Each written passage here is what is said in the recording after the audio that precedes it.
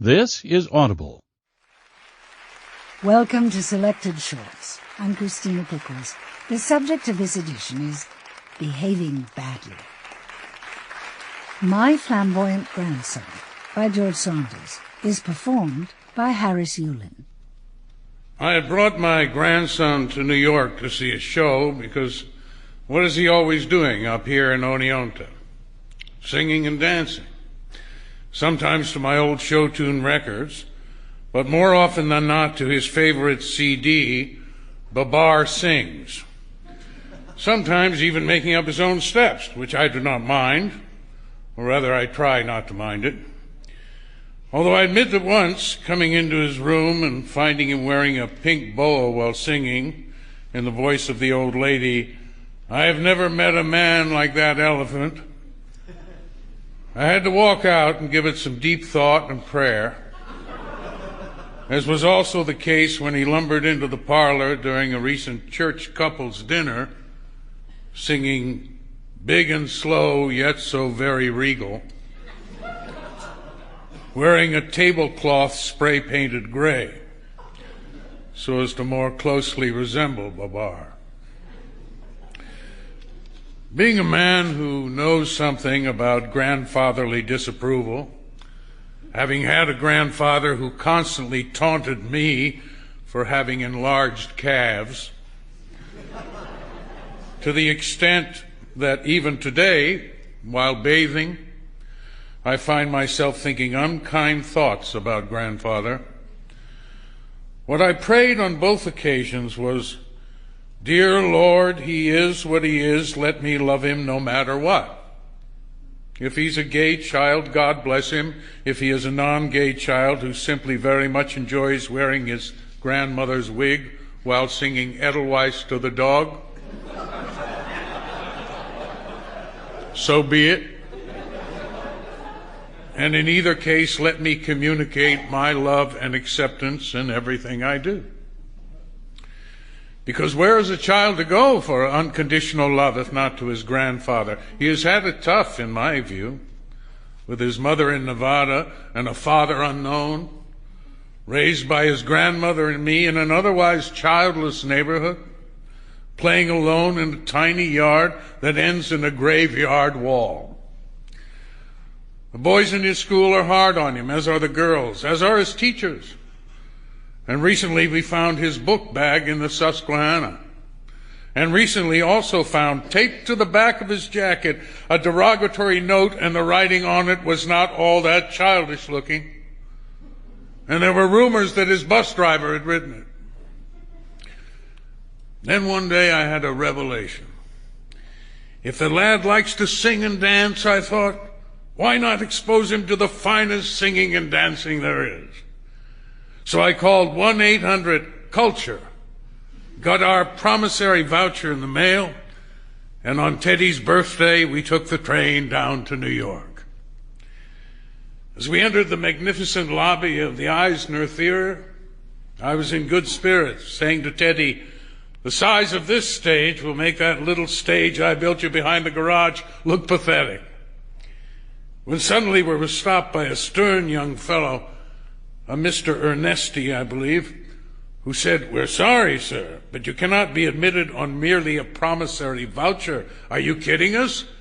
You must take your voucher and your proof of purchases from at least 6 of our major artistic sponsors, such as AOL, such as Coke, and go at once to the Redemption Center on 44th and Broadway to get your real, actual tickets. And please do not be late, as latecomers cannot be admitted due to special effects which occur early, which require total darkness in order to simulate the African jungle at night." Well, this was news to me, but I was not about to disappoint the boy. We left the Eisner and started up Broadway, the Everly readers in the sidewalk reading the Everly strips in our shoes, the building-mounted mini-screens at eye level showing images reflective of the personal preferences we'd stated on our monthly Everly preference worksheets, the numerous Cybex sudden emergent screens out-thrusting or down-thrusting inches from our faces And in addition, I could very clearly hear the sound-only messages being beamed to me and me alone via various Casio oral focusers, such as one that shouted out to me between 42nd and 43rd, "Mr. Petrillo, you chose Burger King's 8 times last fiscal year, but only 2 times thus far this fiscal year. Please do not forsake us now. There's a store 1 block north." In the voice of Broadway star Elaine Weston. While at 43rd, a light pole-mounted focuser shouted, "Golly, Leonard, remember your childhood on the farm in Oneonta? Why not reclaim those roots with a Starbucks country roast?" In a celebrity rural voice I could not identify, possibly Buck Owens. And then, best of all, in the doorway of PLC Electronics, a life-size Gene Kelly hologram suddenly appeared, tap dancing, saying, "Leonard, my data indicates you're a bit of an old-timer like myself." Gosh, in our day, life was simpler, wasn't it, Leonard? Why not come in and let Frankie Z explain the latest gizmos? And he looked so real, and I called out to Teddy, "Teddy, look there. Gene Kelly, do you remember I mentioned him to you as one of the all-time greats?" But Teddy, of course, did not see Gene Kelly. Gene Kelly not being one of his preferences, but instead saw his hero, Babar, swinging a small monkey on his trunk while saying that his data indicated that Teddy did not yet own a Nintendo. So that was fun. That was very New York. But what was not so fun was, by the time we got through the line at the Redemption Center, it was 10 minutes until showtime, and my feet had swollen up the way they do shortly before they begin spontaneously bleeding, which they have done ever since a winter spent in the freezing muck of Chaobai, Korea. It's something I have learned to live with. If I can sit, that is helpful. If I can lean against something, also good. Best of all, if I can take my shoes off, which I did, leaning against the wall. All around and above us were those towering walls of light, curving across building fronts, embedded in the sidewalks, custom fitted to light poles. A cartoon lion eating a man in a suit. A rain of gold coins falling into the canoe of a naked rainforest family. A woman in lingerie running a bottle of Pepsi between her breasts. The Merrill Lynch talking Fisk asking, "Are you kicking ass or kissing it?" A perfect human rear dancing. A fake flock of geese turning into a field of Bebe logos. A dying grandmother's room filled with roses by a FedEx man who then holds up a card saying, "No charge." And standing beneath all that bounty was our little Teddy, tiny and sad, whose grandfather could not even manage to get him into one crummy show. So I said to myself, "Get off the wall, old man, blood or no blood. Just keep the legs moving and soon enough you'll be there." And off we went, me hobbling, Teddy holding my arm, making decent time, and I think we would have made the curtain, except suddenly there appeared a citizen helper who asked, were we from out of town, and was that why, via removing my shoes, I had caused my Everly strips to be rendered inoperative. I should say here that I'm no stranger to innovative approaches to advertising, having pioneered the use of towable signboards in Oneonta back in the Nixon years, when I towed a fleet of 30 around town with a Dodge Dart, wearing a suit that today would be found comic. By which I mean I have no problem with the concept of the Everly strip. That is not why I had my shoes off. I am as patriotic as the next guy. Rather, as I have said, it was due to my bleeding feet. I told all this to the citizen helper, who asked if I was aware that by rendering my strips inoperative, I was sacrificing a terrific opportunity to celebrate my preferences. And I said, yes, I regretted this very much. He said he was sorry about my feet, he himself having a trick elbow, and that he would be happy to forget this unfortunate incident if I would only put my shoes back on and complete the rest of my walk extremely slowly, looking energetically to both left and right, so that the higher density of messages thus received would compensate for those I had missed. And I admit I was a little short with that helper and said, "Young man, these dark patches on my socks are blood. Do you or do you not see them?" Which was when his face changed. And he said, "Please do not snap at me, sir. I hope you are aware of the fact that I can write you up." And then I made a mistake. As I looked at that citizen helper, his round face, his pale sideburns, the way his feet turned in, it seemed to me that I knew him. Or rather, it seemed that he could not be so very different from me when I was a young man. Not so different from the friends of my youth, from Jeffy DeSoto, say, who once fought a Lithuanian gang that had stuck an M80 up the ass of a cat, or from Ken Larmer, who had such a sweet tenor voice and died stifling a laugh in the hills above Khoi Jang. I brought out a 20 and leaning over said, "Look, please, the kid just really wants to see this show." Which is when he pulled out his pad and began to write.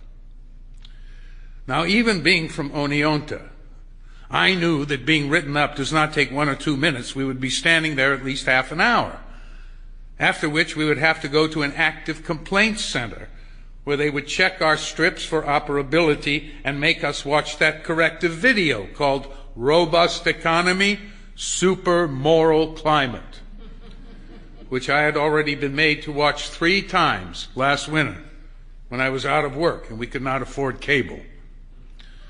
And we would totally miss Babar Singh's. "Please," I said, "please, we have seen plenty of personalized messages via both the building-mounted mini-screens at eye level and those suddenly out-thrusting Cybec emergent screens. We have learned plenty for one day. Honest to God, we have." And he said, "Sir, since when do you make the call as far as when you have received enough useful information from our artistic partners?" And just kept writing me up. Well, there I was, in my socks. There was Teddy, with a scared look in his eyes that I haven't seen since his toddler days, when he had such a fear of chickens that we could never buy Rosemont eggs due to the cartoon chicken on the carton. Or if we did, had to first cut the chicken off with scissors we kept in the car for that purpose. So I made a quick decision and seized that citizen helper's ticket bag and flung it into the street, shouting at Teddy, "Run! Run!" And run he did, and run I did.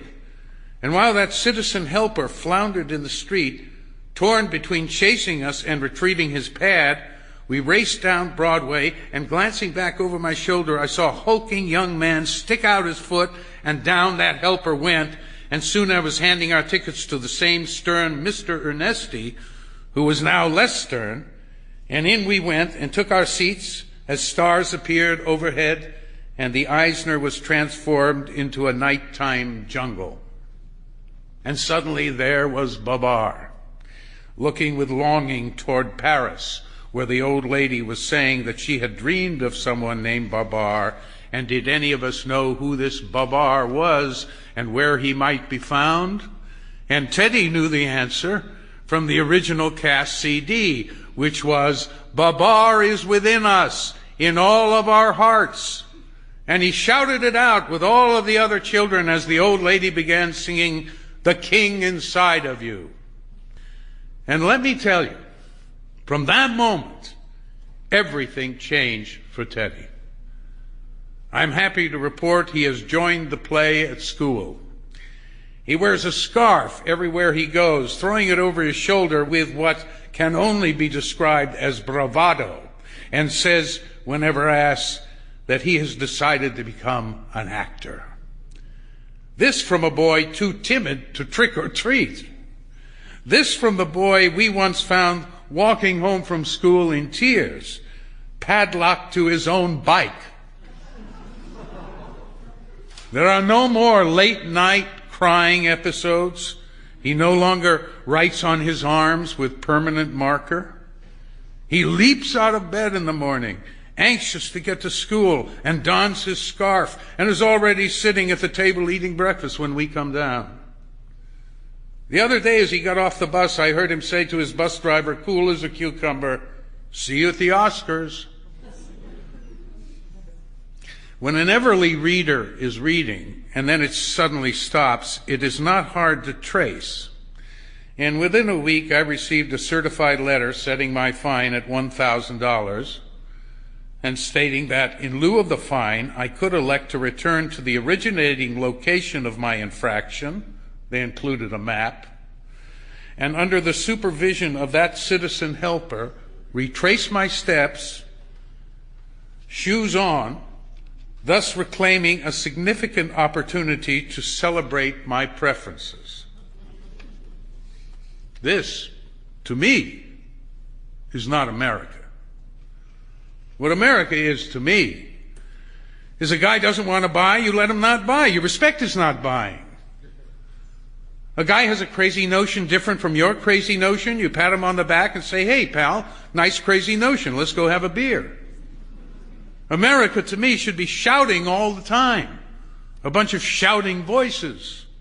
Most of them wrong, some of them nuts, but please, not just one droning, glamorous, reasonable voice. But do the math. A day's pay, plus train ticket, plus meals, plus taxis to avoid the bleeding feet. Still, that is less than 1,000. So down I went. That citizen helper, whose name was Rob, said he was glad about my change of heart. Every time a voice shot into my ear telling me things about myself I already knew, every time a celebrity hologram walked up like an old friend, Rob checked a box on my infraction correction form and said, "Isn't that amazing, Mr. Petrillo, that we can do that? That we can know you so well, that we can help you identify the things you want and need?" And I would say, "Yes, Rob, that is amazing." Sick in the gut, but trying to keep my mind on the $500 I was saving and all the dance classes that would buy. And as for Teddy, as I write this, it is nearly midnight and he is tapping in the room above. He looks like a bird, our boy. He watches the same musical 15 times in a row. Walking through the mall, he suddenly emits a random line of dialogue and lunges off to the side, doing a dance step that resembles a stumble, spilling his drink, plowing into a group of incredulous, snickering Oneantans. He looks like no one else, acts like no one else. His clothes are increasingly like plumage. Late at night, he choreographs using plastic army men. He fits no mold and has no friends. But I believe in my heart that someday something beautiful may come from him.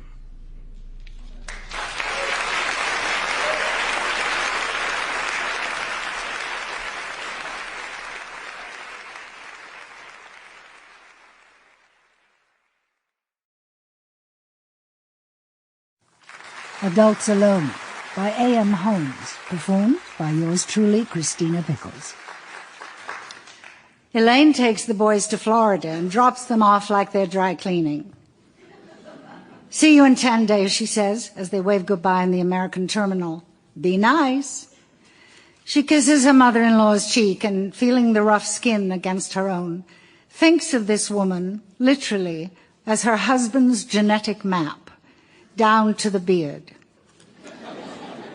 "Go," her mother-in-law says, pushing her towards the gate. It is the first time she's left her children like that. She gets back onto the plane thinking there's something wrong with her, that she should have a better reason or a better vacation plan. Europe, not Westchester. Paul is waiting at the airport. He's been there all day. After dropping them off this morning, he took over the west end of the lounge and spent the day there working. She knows because he paged her at Miami International to remind her to bring oranges home. He seems younger than she remembers. His eyes are glowing, and he looks a little bit like Charlie Manson did before he let himself go. Elaine is sure he's been smoking dope again. She imagines Paul locking himself in an airport bathroom stall with his smokeless pipe and some guy who got bumped off a flight to L.A. She wonders why he doesn't find it strange, pressing himself into a tiny metal cabinet with a total stranger.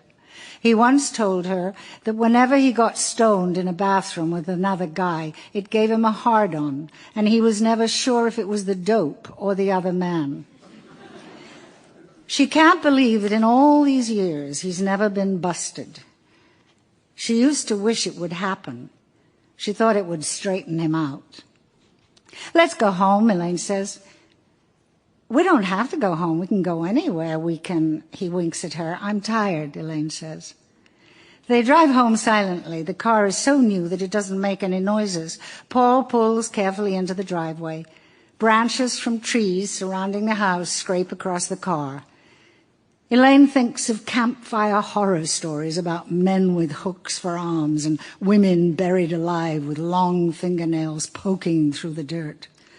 Gotta cut those branches back, Paul says. And then they are silent. Paul follows her up the steps, talking about the steps.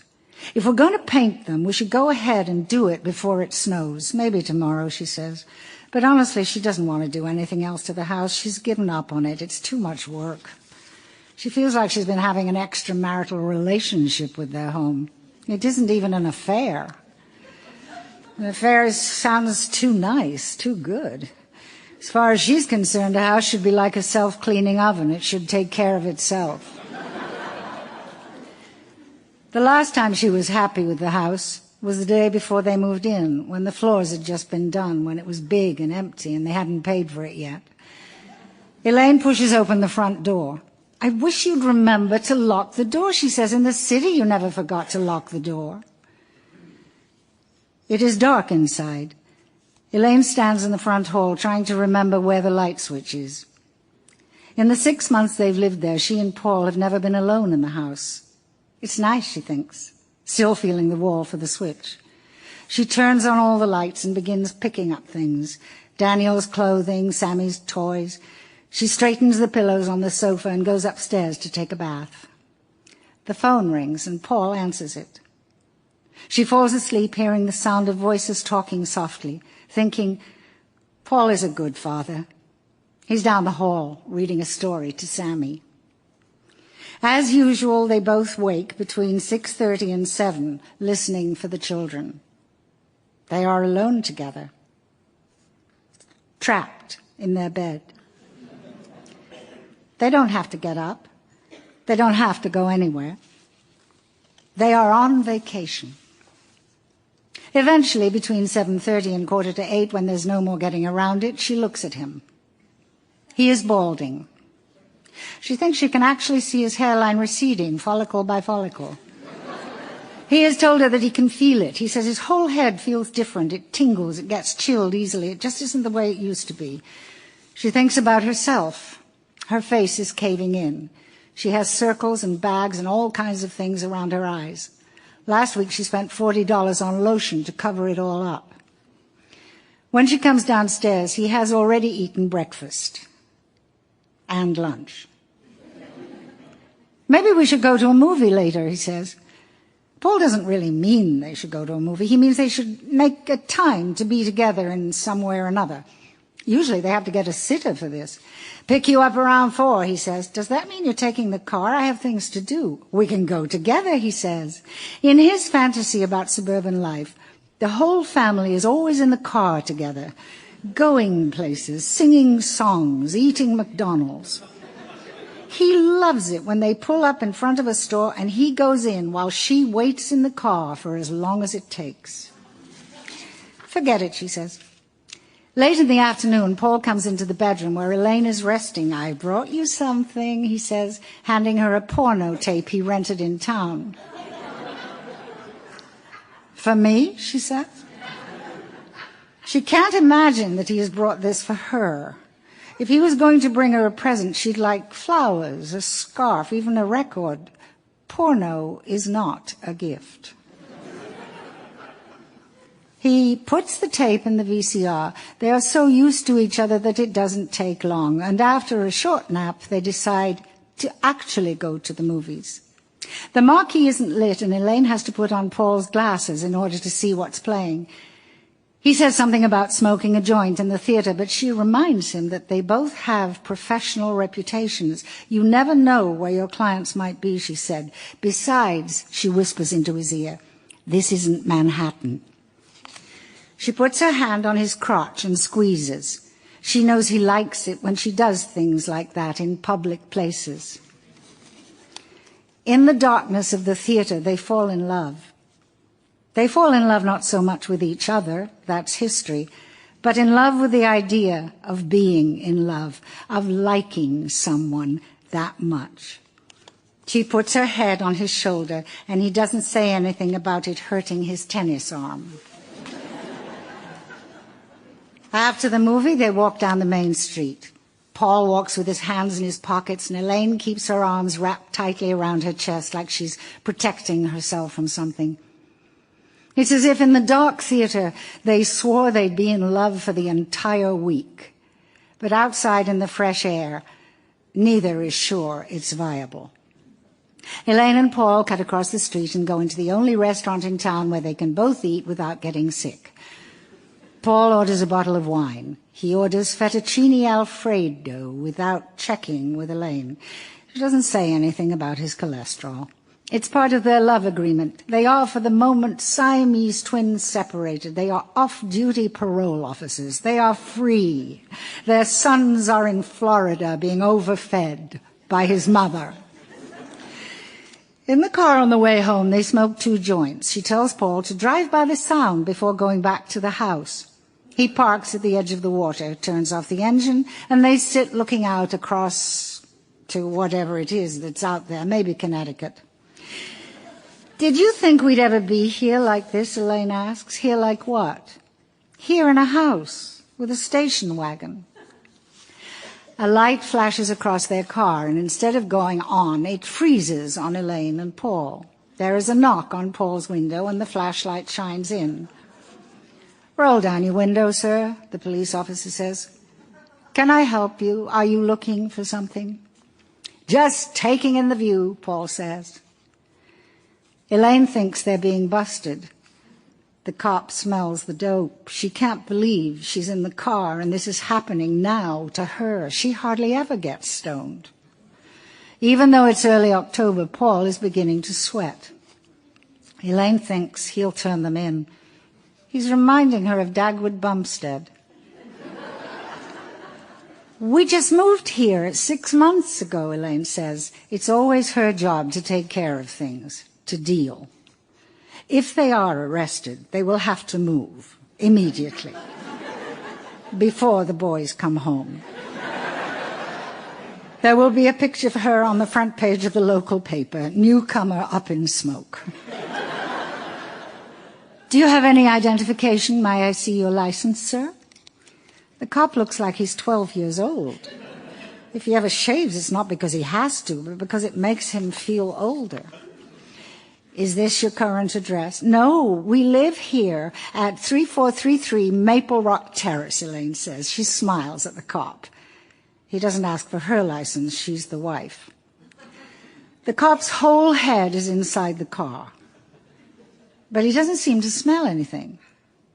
Elaine decides that either he's retarded or has a serious sinus problem. "You're new here," he says.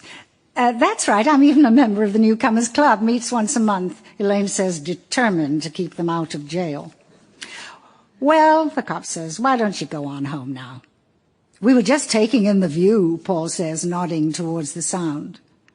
"We don't do that here, sir," the cop says.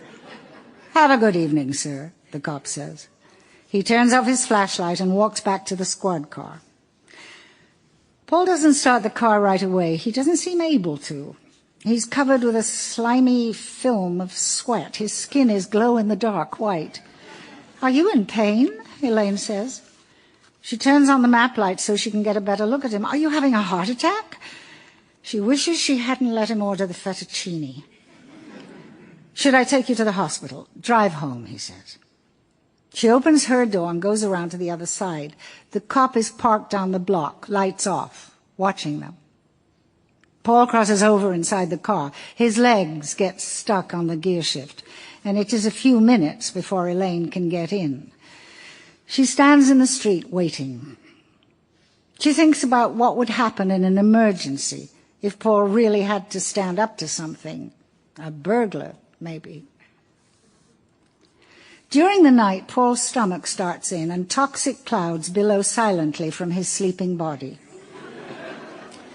Elaine goes into Sammy's room and buries herself among the stuffed animals, using the big bear for a pillow and a husband.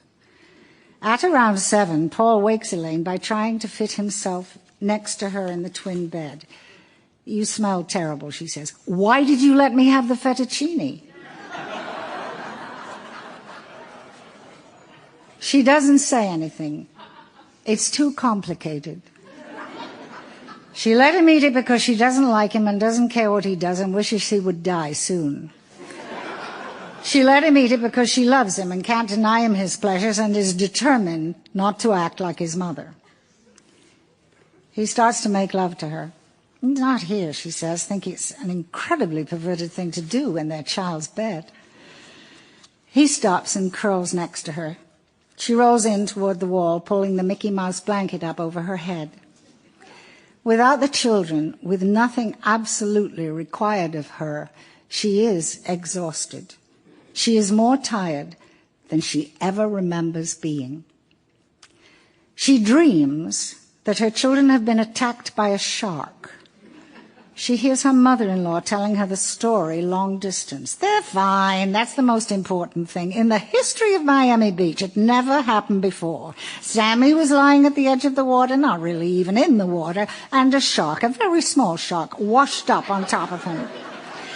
And Daniel, what a big boy, what a man, reached down and pulled the shark off Sammy, but then the shark got Daniel by the arm. It wasn't a big shark. It must have been dying, because why else was it on the beach? Daniel just shook it off. No skin broken. It's here now in the bathtub. The boys want to have it stuffed. I said it's up to you. You're the mother."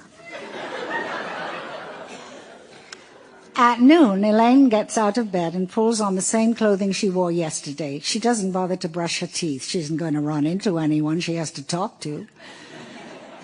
Elaine takes the car to the grocery store. She sits in the parking lot, staring at the store. She sits in the parking lot. She hates it, but figures that since she's already there, she'll be a good sport and she'll run in. Elaine picks out items that are strictly for adults only. Foods her children would never let her buy. Smelly cheese, pâté, crackers with seeds, wine. It adds up to $39 and somehow fits into one bag. "My mother called," Paul says as she walks into the house. He is on a ladder in the hallway changing a bulb that burned out 3 months ago. "Is everything all right?" she asks, thinking of the shark dream. "Sammy misses you. They'll call back." She crosses under the ladder and goes into the kitchen. "Bad luck under the ladder," he says. She makes herself a huge plate of food, takes a bottle of wine, and crosses back under the ladder on her way up the stairs. "Are you planning to share?" She doesn't answer him. She knows he can't imagine her eating all that. She hates food, and yet she is hungry. She is so hungry that she can't wait to get upstairs where she can be alone with the food, where she can dig in without an audience. "I'm changing the bulb, didn't you notice?" She knows she's supposed to think he's wonderful for finally doing something. But as far as she's concerned, he's wasting time. Elaine throws a grape at him. It hits his chest and falls into his shirt. "Grapes cost $3 a pound," he says. "I thought we agreed not to buy them. The boys just squish them between their fingers and leave them on the table. The boys are away, she says, and continues up the stairs. She sits in the middle of their bed with her plate. Something is missing. Olives, onions, garnishes. She carries the plate back downstairs. Paul is sitting in the chair in front of the TV in broad daylight with a glass of Hawaiian punch in his hand. He looks like a demented version of the suburban man, the playboy man, the man in his castle. She takes a sip from his glass. It is tainted. There's something wrong with the punch. She thinks about supermarket tampering, murder in the suburbs, and how much she hates food. She thinks she's going to die. There's something wrong with the punch, she says, coughing. There's vodka in it, he says, taking the glass back from her. She takes her plate and goes into the kitchen, planning to pile it higher, then go back upstairs and never come down. She stands inside the refrigerator door, snacking. She hates eating in the kitchen. It makes her think about cleaning up, and then she loses her appetite. She carries her plate into the living room. Paul is on the floor, 2 feet from the TV, sitting cross-legged, his drink in his crotch, playing with Daniel's Nintendo. There's a driving game on the screen. He crashes again and again. Paul's been driving for more than 20 years. He should be able to get through a game. She's seen Daniel do it 1,000,000 times. In a way, it's cute. Paul playing like a little boy, falling into the TV. But there's also something incredibly pathetic about it. Could you turn it down a little? Elaine asks. Paul's car slips off the road and crashes into a billboard. The car bursts into flames and game over, flashes across the screen. Can't you see I'm doing something? He screams, pushing the restart button. You're playing a game. Leave me alone. Elaine goes back upstairs. She can't stand him. She can't stand anything about him, the way he thinks, talks, looks, all of it. She knows he hates her, too. And that makes it even worse. It makes her nuts. She should be able to hate him without any backlash. She sits in the middle of their bed with her plate and turns on the TV. She sits in front of it, staring at it, and then gets upset when she realizes that she's been watching golf for at least a half hour. She pours herself a glass of wine, puts a piece of cheese on a cracker, and leans back on her pillow. She drinks the wine, then pours herself another glass. It's so nice, she thinks, to lie in your bed and drink and not worry about drinking too much, about having to be on duty like a nurse in a ward, so fucking responsible. She feels like she's floating. She feels wonderful. She wishes she could do this every day. It would make her life so much better. The phone rings and she ignores it. It rings, and finally she has to pick it up. Mommy, Sammy's small voice says, Mommy, why did you leave me here? She sits up in bed, spilling the glass of wine all over her shirt. I didn't leave you there, sweetie. I brought you there to be with Grandma, to go to the beach, to swim. You're on vacation, honey. She can't believe how drunk she is. She's trying to be normal, to sound like herself. I don't want to be on a vacation, he says. There's a silence and then nothing. She wonders if her child has hung up on her. She wonders what kind of a mother she is. He'll be fine, her mother-in-law says. Her voice is deep from smoking and she sounds like Milton Berle. I gave him some chocolate milk and cookies. I told him he has his brother and me. We'll see how it goes. If he's not hungry, don't make him eat, Elaine says. She doesn't want her child growing up with an eating disorder. She doesn't want him fat or thin. She wants him just right. Make him eat? How could I make him eat? I put it on the plate. If he wants it, he eats it, my little prince. And Daniel, I think he's starting to like girls. All around the pool, they crowd around him. Hold on. I'll get him that misses his mother so much. Elaine is nauseated. Her mother-in-law is too much, too strong. She waits on the world, hand and foot. Compared to her, Elaine is nothing. Mommy, Sammy says, why did you bring me here and leave me? I just told you, baby, you're on vacation. When are you coming to take me home? Grandma is bringing you home next week. You'll be tan and beautiful. I want to come home now. Come and get me now. I can't do that, sweetie. I'm here with Daddy. Have a good time with Grandma, and I'll see you soon. He starts to cry. She is annoyed. She's annoyed. And then she can't believe how selfish she's being. This is her child, her baby. How could she be angry? How could she have gone to the grocery store and not bought anything for him? No animal crackers, ho-hos, nothing he likes. Oh, baby, it's all right. I miss you too. You're my boy. I'll call you again later. Tell Grandma to give you another cookie. In the background, Sammy is crying and Daniel is laughing. Mixed messages. She hangs up the phone, takes off her wine-soaked shirt, and tries to remember what you do to get wine stains out. She drops the shirt onto the floor, lies back on the bed in her bra, and pours herself another glass of wine. Paul comes upstairs and asks, "What's for dinner?"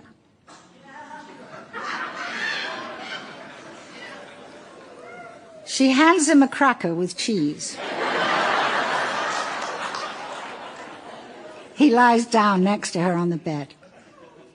"Did you take a shower today?" she asks. He looks insulted. "I've been working all day." "You didn't take a shower, you smell." He kisses her. "Your face hurts," she says. "I can't kiss you when you don't shave." In the old days, when they were on vacation, they would shower together, make love, and then change into good clothes and go out for dinner. Now, Elaine is lying half naked on a crumb-covered bed, smelling like cheap rosé. Paul pulls off his shirt and sticks his nose into his armpit. "It's not so bad," he says.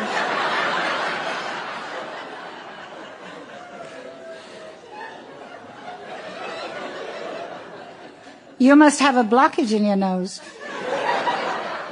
Maybe you should see an ear, nose, and throat man." He lies down next to her. She picks up the platter from the floor and puts it between them. They eat and pass the wine glass back and forth. When the plate is empty and the bed scratchy with cracker crumbs, they roll over and fall asleep. In his sleep, Paul knocks the empty glass off the bed and onto the floor. The stem snaps off. At 10 o'clock, Paul gets out of bed and steps on the glass. Elaine spends the next half hour pulling pieces of glass out of Paul's foot. She presses gauze pads soaked in peroxide against his wounds, and he yells into her ear. She feels like Florence Nightingale. There is blood on the sheets and on the floor. Little pieces of broken glass are everywhere. Her wine-stained shirt is still on the floor. The empty plate is on the floor. They pull off the rest of their clothing and curl up next to each other for warmth. The television is still on, but they can't find the remote control. They end up watching a special half-hour report on crack. As they're watching it, they're both thinking, "It looks great, it looks fun." When the report is over, they are quiet for a minute, uncomfortable, and then he turns to her and says, "I think I can get some." "When?" she asks. "Tomorrow," he says. She turns away from him, puts her head down on the pillow and falls asleep, looking forward for the first time in a long time to tomorrow.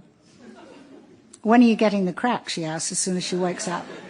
"I'll make some calls," he says. "This morning?" she asks. "It's going to take hours just to find someone who knows a crack dealer," he says. Elaine tells Paul she has errands to run. She gets in the car and spends 2.5 hours driving around, practically in circles, because she doesn't want to go too far. She doesn't want to get lost. By the time she gets home, the crack is there. Somehow, Paul found a dealer who delivers.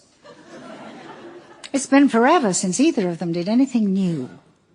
Buying the house, moving out there was new, but it was also something they were expected to do. It was destiny. There are 6 files on the dining room table. "Is that a lot or a little?" she asks. Paul shrugs. "I don't know," he says. "It's too new for me." He pauses. "Remember me," he says. "Remember when I was young and had hair and knew about things?" She nods. She remembers him 12 years ago when he was young and brilliant, and there was no one else like him. "At least you knew where to get it," she says. "We may not like it," he says. "I like it already," Elaine says. Paul puts the crack into a pipe. he also bought from the dealer, and Elaine begins to get nervous. It's too exciting. She can't believe they're actually going to do this. It's so not like them, not the way anyone would expect them to be. Paul lights the pipe and draws in. The dining room fills with a smell that is at the same time familiar and completely unfamiliar, something vaguely like a doctor's office or the house late on Thursday afternoon, just after the maid's gone home. She's not sure if it is the crack burning or the pipe melting. Paul scrunches his eyes closed, tilts his head back, and hands the pipe to her. She puts a little more of the crack rock and nervously lights it. Elaine has the sensation of being a fountain. She herself is the fountain in front of the Plaza Hotel. Sparks pour out of her and bounce across the ground before dying out. She is a Roman candle. It is so good that she almost can't stand it. She has to sit down. She has to lie down on the living room sofa. She has to smoke again as soon as the sensation starts to fade. This is your brain. This is your brain on drugs. An image of a fried egg on television, a commercial. Sammy had looked at the TV and said, "No, it's not. That's my breakfast." And then collapsed laughing onto the floor.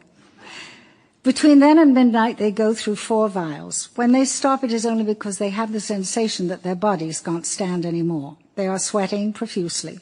Paul starts taking his pulse every 5 minutes and writing it down. "I'm making a graph," he says. "Let me take yours too. Me in blue, you in red." Elaine doesn't answer him. She goes into the kitchen, opens the freezer, and digs out a spoonful of ice cream. It feels like velvet in her throat. "What are you doing?" Paul yells from the living room. "Nothing," she says. She smells the crack burning again. "My pulse is 180, Paul says. "Isn't that aerobic?" Elaine yells into him. She's pleased that she can be witty and stoned all at once. Suddenly, in the kitchen, she gets nervous that someone will call, the parent of one of her children's friends, someone in a carpool, and on the phone she'll say something that will ruin her life, or at least her future. She turns on the answering machine. Paul screams from the living room. He doesn't say anything, he just screams as loud as he can. Elaine runs in and tells him to stop. "You have ice cream on your face," Paul says, and then starts screaming again. "You're upsetting me," she says. "It felt so good before, and now I feel as if everything is strange. Everything is ruined." Paul stops screaming and holds his wife. He holds her and hands her the pipe. "Just do a little more," he says, "and then we'll stop. Just get it good again." And so she does one more, and it is good again. And the living room looks so nice, and their halogen lights are so bright and modern. They are alone together in their house. They lie on the sofa having silent conversations with each other. The voices in their heads are so loud that neither realizes that they aren't actually talking. Finally, at about 3 a.m, they begin to unwind. The lights seem too bright, and Paul gets up and turns them off, then picks up the 2 leftover vials and puts them in his pocket. They go upstairs to bed, but neither sleeps. They turn the television off and on and fight about who should have control of the remote and how often they should change channels. At 5 a.m, Elaine gets out of bed and brings them each a Valium. It's like a party favor. They pop them into their mouths and swallow without water. Elaine wakes up, dying of thirst and craving sugar. She can't remember if they ate dinner last night. Walking down the steps, she feels uncoordinated, spastic, as though she has a neurological disease. She feels the age of her body and the weight of gravity. Everything pulls towards the ground. Elaine stands naked in the kitchen, sucking the last drops of berry red from a cardboard box of Hawaiian punch. She shifts the straw around, and for a second it slips out of her mouth. A little bit of the bright red drink rolls down her neck. The doorbell rings. And then rings again. She freezes. She thinks it's the police. The neighbors smell the crack burning. Elaine is naked in the kitchen. There is no way out, no way to get anywhere without passing windows. There is only a dish towel too small to cover anything. There is a knock at the door, and a man calls her name. "Mrs.?" She crouches down so that if he comes around the side of the house, he can't see her. Elaine slides across the floor and checks the calendar. it is written in that someone is coming to measure for carpet. She creeps over to the door, reaching up to check that it is locked. He knocks on the front door again. "Anybody home?" She's afraid he will try the knob and it will open. The carpet man will find her on the floor naked. Everyone knows that in a house you're supposed to wear a bathrobe. People will talk about it. They'll say she's an alcoholic. She must have passed out like that. They'll ask each other if she walks around naked when the children are home. They'll stop letting their kids sleep over. On her stomach, she crawls across the linoleum towards the coat closet in the hall. When she gets there, she opens the door and stands up inside the closet. Her stomach and breasts are covered with lint and dirt. She puts on Paul's black cashmere overcoat and opens the door. The police officer is there. It is the same police officer from the other night. Elaine wonders if you can bust someone retroactively. "Is there a problem?" Elaine asks. "Somehow I didn't give your husband back his license. It took me a while to find you, the old address and all," he says. She takes the license from the cop. "Thank you." The cop nods. "No problem." She wonders if he knows that she's naked inside the coat. She wonders what he thinks of that. The phone rings. "Telephone, ma'am," the cop says. Oh, right. Thanks again," Elaine says. "I'm bringing the boys home early," her mother-in-law says. Her voice is amplified by the answering machine. It sounds like God is talking. Elaine turns off the machine and picks up the phone. "Is something wrong?" "The baby is too young to be without his mother." She doesn't understand what's going on. She wonders if maybe her mother-in-law is slipping, getting too old to deal with children. "Daniel came to me early, but that was different," her mother-in-law says. "You put him in daycare at 8 months. He didn't know you. He didn't need you." What does that mean? "Nothing, just that Sammy is different. It's always that way with the youngest." Her mother-in-law doesn't say anything for a minute. "The plane gets in at 5. Mother is coming. Mother is here. Everything is going to be all right," Elaine thinks. Elaine goes upstairs, wakes Paul, and tells him. They are both silent. They are protective of their freedom. There are other things they want to do. They want to go further. They want to be alone with each other and alone with themselves. Paul and Elaine stand in the center of their bedroom undressing. Paul pulls the bandage from his foot and strips off his underwear. Elaine strips the sheets off the bed, goes down the hall, strips the sheets in her son's room, and stuffs everything into the laundry chute. They smile at each other. They shower together. In the shower, Paul shaves, and Elaine scrubs the tiles with the fingernail brush, not getting out until the whole wall is done. Elaine combs her wet hair back, and Paul tells her she looks beautiful. "It was good," Elaine says. Paul puts clean Band-Aids on his foot. They dress. In a way, they are relieved. Together, they put clean sheets on the beds, puff the pillows, vacuum the bedroom, empty the trash, and load the dishwasher. Downstairs, as they are cleaning, Elaine and Paul look at each other, and as if they've each had the same thought at the same moment, as if they're sharing a secret, they go into the living room and carefully check the cushions on the sofa, making sure there's nothing there. No empty vials.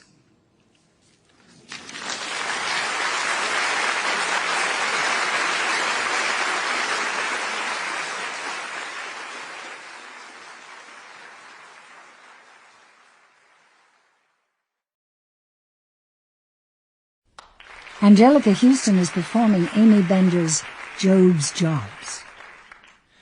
God put a gun to the writer's head. "I'm making a rule," said God. "You can't write another word or I'll shoot you." Agreed?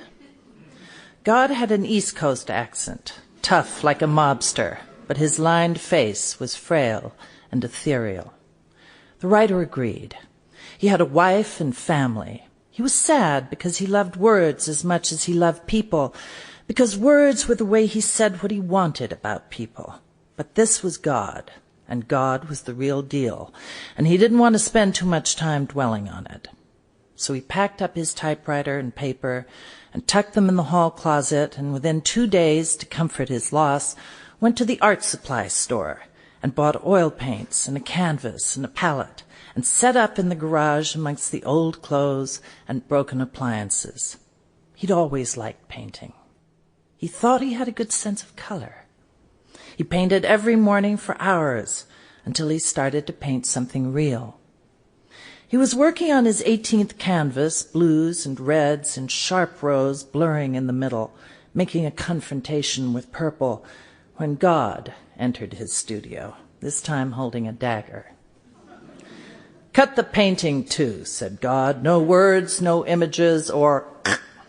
He made a slicing motion near his stringy throat. "Why?" cried the painter, already missing the sharp smell of the oils, how the colors mixed to become brand new again, an exotic blush of yellow, a bluish, greenish, grayish, a new way to show trees, with white.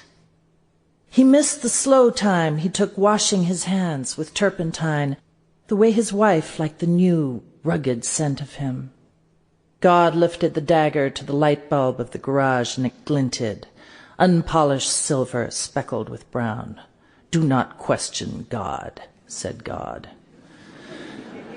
So the painter packed away his paints inside that hall closet next to the typewriter and reams of white paper. He felt sad again, but within a week signed up for a drama class, held in a church, where the ceilings were high and the air cool, and every scene took on a particular gravity with those stained glass windows acting as set. He played a few roles, and he wasn't very good at first, but was enjoying it anyway, shy man that he was, liking the way he would feel his feeling and then use it and look around at the other people in the class, faces split into red and yellow triangles from the windows, and see they were feeling the same feeling with him. How contagious it all was. He needed a lot of reassurance as an actor, but he was starting to understand its ultimate camaraderie and loneliness, the connection which is tight as laces, then broken quick as the curtains fall. So, of course, one afternoon, walking out of the church, spanking a new script against his knee, he found God in the back seat of his car, gripping a bayonet. "No more," God said. "In my house, no less," said God. The actor started to cry. "I love acting," he said. "I'm just getting it right," he said. My wife thinks I'm coming out of my shell." God shook his head. "Mime?" pleaded the actor. God poked the actor's side with the sweet triangular tip of the bayonet. The actor sat in the car, gripping the steering wheel, already missing the applause, the sight of the woman in the front row with tears in her eyes that were from the same pool of tears he'd visited to do the scene, the entire town fetching water from the same well. God exited the car. He waited at the crosswalk. He didn't cross on the flashing hand, but waited for the green walking man. The actor was depressed for a while, which his wife didn't much like, but finally slogged himself out of it and took up cooking. He studied the basics in the cookbook and told himself that patience was a virtue and would be put to good use here. Sure enough, in 3 months he'd made his first soup from scratch. Potato, leek, nutmeg, and it was very good. His wife loved it. "You're amazing," she told him in bed, his hands smelling of chicken guts. "I married the most amazingly artistic man," she said. He kissed her. He'd made a dessert, too, and brought it into bed, a chocolate torte with peanut butter frosting. He kissed her again. After 2 bites, they forgot all about it. God was apparently busy. He took longer this time, but showed up after a big dinner party where the chef served leg of lamb with rosemary on a bed of wild rice with lemongrass chutney. It was a huge hit, and everyone left drunk, gorgeous with flesh, blessed. The chef's wife went to the bathroom, and guess who sauntered through the screen door swinging a noose? No, moaned the chef, washing a dish. This is it, said God. Stop making beautiful food. Stop talking while you're at it. What is with you? The chef hung his head, then hung up his spoons in the cupboard with the typewriter, paints, playbooks, and wigs, with the pens, turpentine, and the volumes of Shakespeare. The shelf was getting crowded, so he had to shove some towels aside to make room. He spent the week eating food raw from the refrigerator and somehow found the will to dial up a piano teacher. But right when he glimpsed the way a chord works, how it fits inside itself, the most intricate and simple puzzle, when he heard how a fourth made him weep and a fifth made him soar, the rejoice of C major, the ache of D minor, God returned with a baseball bat tucked into his belt. Don't even think about it, barked God. The man attempted dance. Backstage, God waved his rifle in the air. The man took a year off life. He learned accounting. He was certain this would be no problem. But after a few weeks, the way the numbers made truths about people's lives was interesting to him. He tried law, but kept beginning a duet with the jury. He found the stock market reminded him of a wriggling animal. God showed up at the workplace and stuck pins near his eyes. So the man sat in a chair. He went to a park and looked at people. A young woman was writing in her journal under a tree. She was writing and writing, and he caught her eye and sent her waves of company, and she kept his gaze and wrote more, looked up again, wrote more, circled his bench and sat down. And when she asked him questions, he said nothing but just looked at her, deep and real. And she stood and went away, got a drink at the drinking fountain, circled back. After an hour of this, she said, "Thank you," tears in her eyes, and left.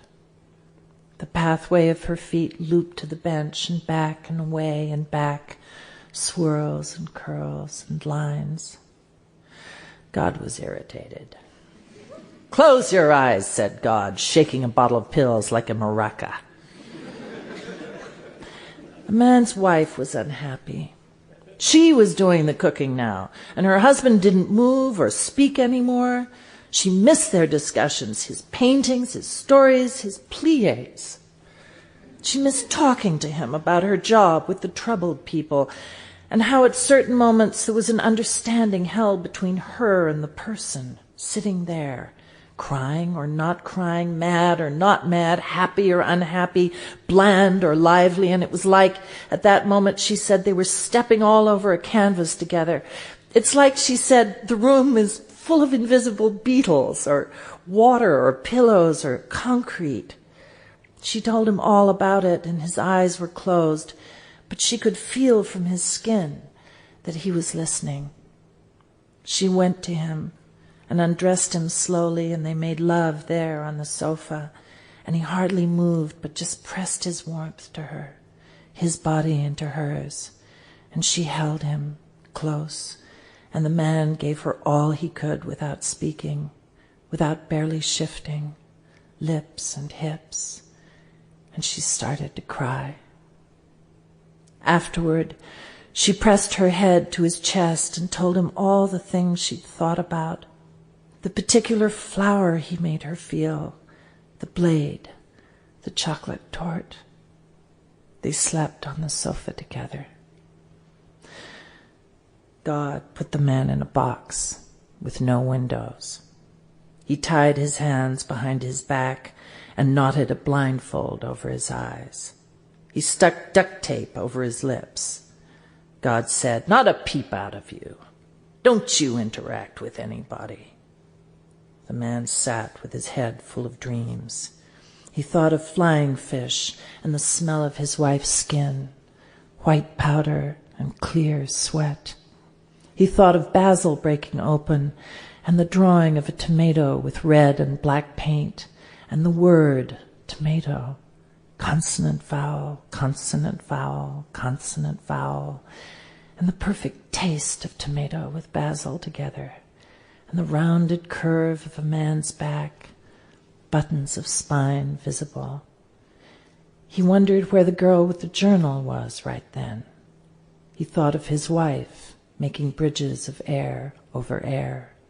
He listened to the sound of wind outside the box, loud and soft as his breath.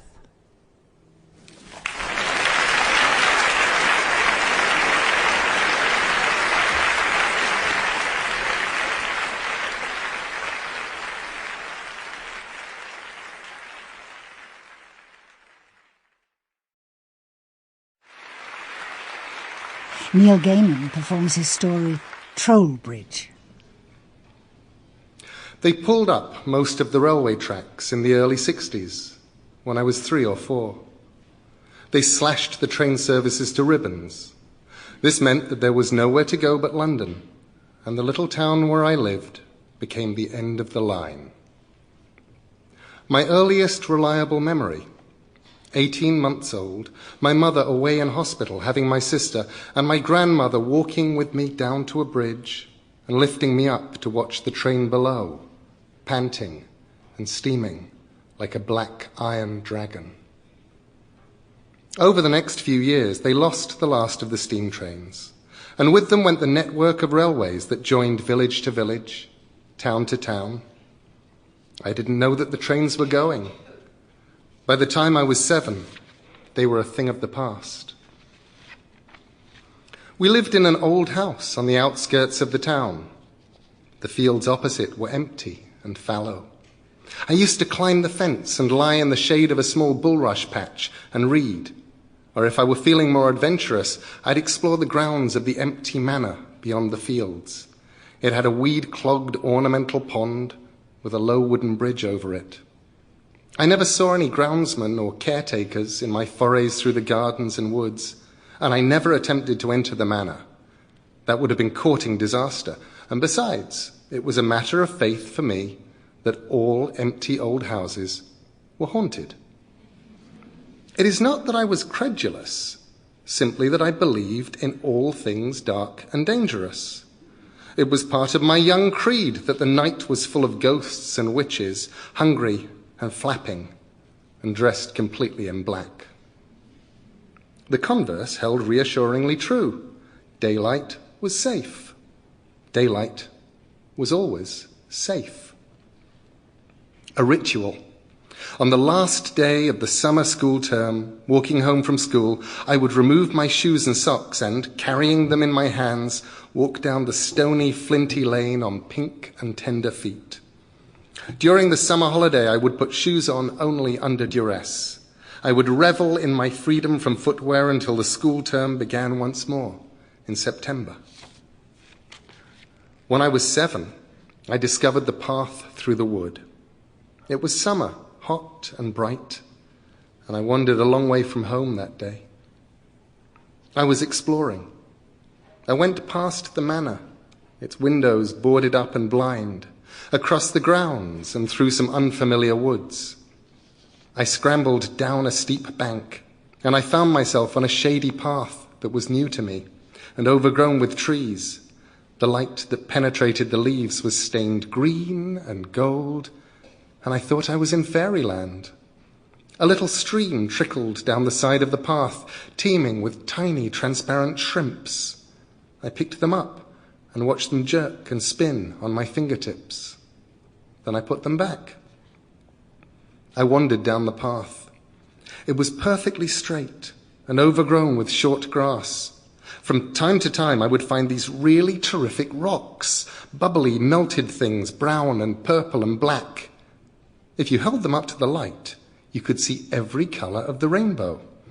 I was convinced that they had to be extremely valuable, and I stuffed my pockets with them. I walked and walked down the quiet golden green corridor and saw nobody. I wasn't hungry or thirsty. I just wondered where the path was going. It travelled in a straight line and was perfectly flat. The path never changed, but the countryside around it did. At first I was walking along the bottom of a ravine, grassy banks climbing steeply on each side of me. Later the path was above everything, and as I walked I could look down at the treetops below me and the roofs of occasional distant houses.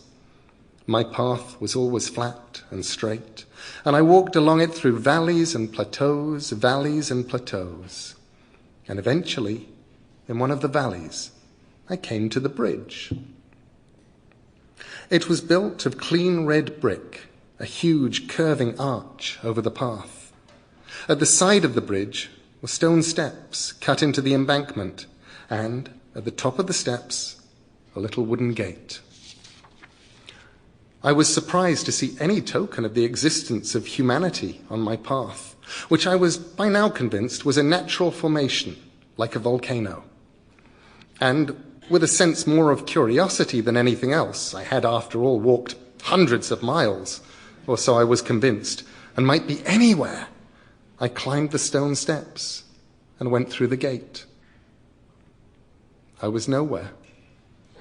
The top of the bridge was paved with mud. On each side of it was a meadow. The meadow on my side was a wheat field. The other field was just grass.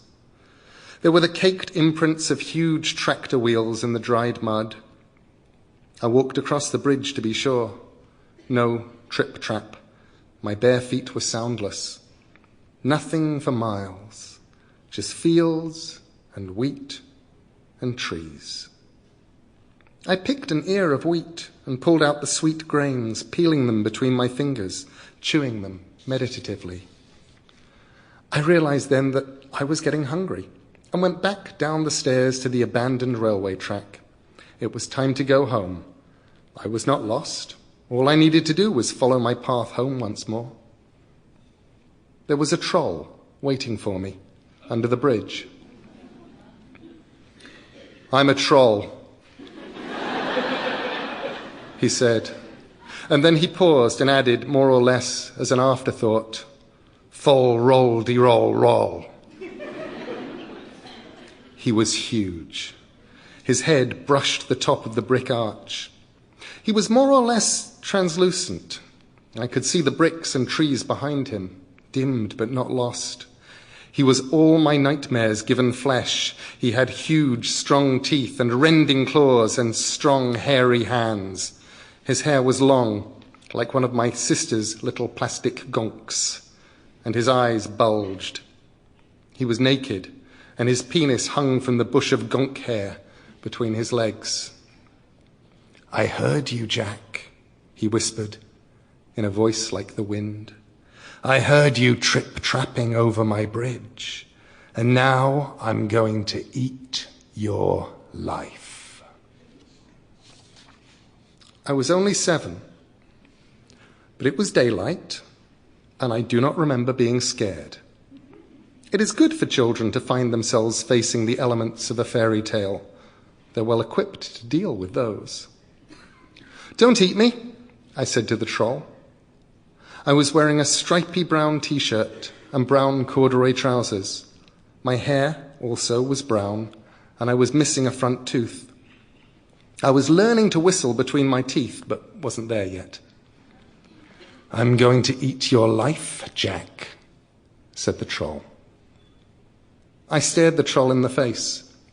My big sister is going to be coming down the path soon," I lied, "and she's far tastier than me. Eat her instead." The troll sniffed the air and smiled. "You're all alone," he said. "There's nothing else on the path, nothing at all." Then he leaned down and ran his fingers over me.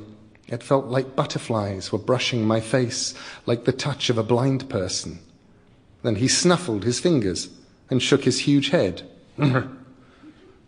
"You don't have a big sister. You've only a younger sister, and she's at her friend's today." Can you tell all that from smell? I asked, amazed. Trolls can smell the rainbows. Trolls can smell the stars, it whispered, sadly.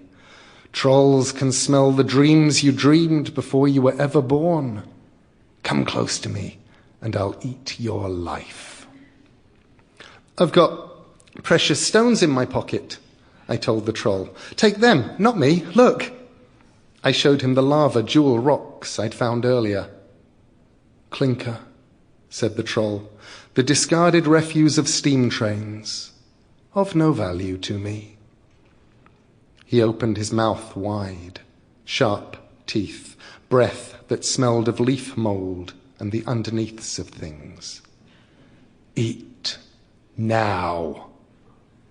He became more and more solid to me, more and more real, and the world outside became flatter, began to fade. Wait! I dug my feet into the damp earth beneath the bridge, wiggled my toes, held on tightly to the real world. I stared into his big eyes. You don't want to eat my life. Not yet. I'm only 7. I haven't lived it all yet. There are books I haven't read yet.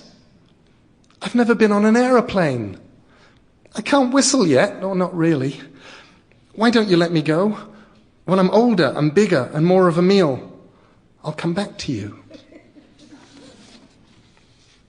The troll stared at me with eyes like headlamps. Then it nodded. When you come back then, it said, and it smiled. I turned around and walked back down the silent straight path where the railway lines had once been. After a while, I began to run. I pounded down the track in the green light, puffing and blowing until I felt a stabbing ache beneath my rib cage, the pain of stitch, and clutching my side, I stumbled home. The fields started to go as I grew older. One by one, row by row, houses sprang up with roads named after wildflowers and respectable authors. Our home, an aging, tattered Victorian house, was sold and torn down. New houses covered the garden. They built houses everywhere. I once got lost in the new housing estate that covered 2 meadows I'd once known every inch of. I didn't mind too much that the fields were going, though.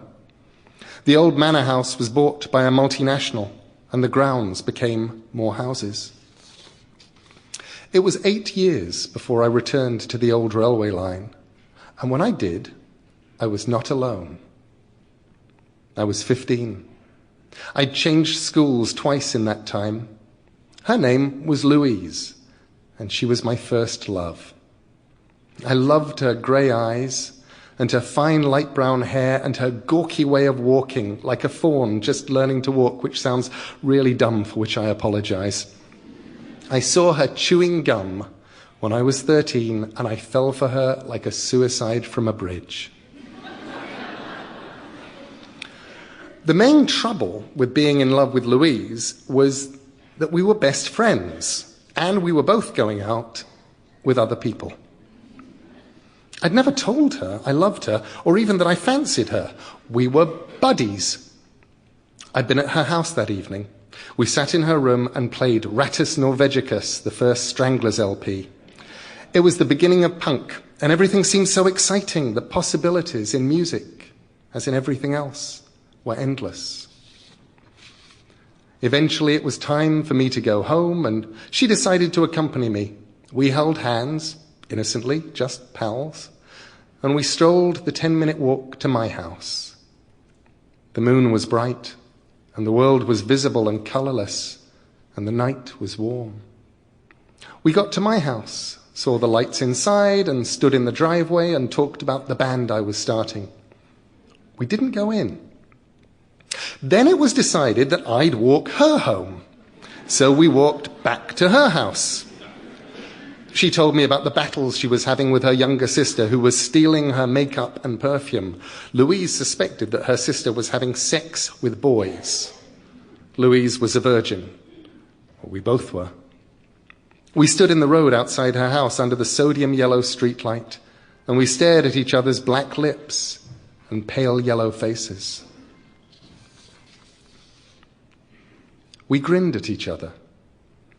Then we just walked, picking quiet roads and empty paths. In one of the new housing estates, a path led us into the woodland, and we followed it.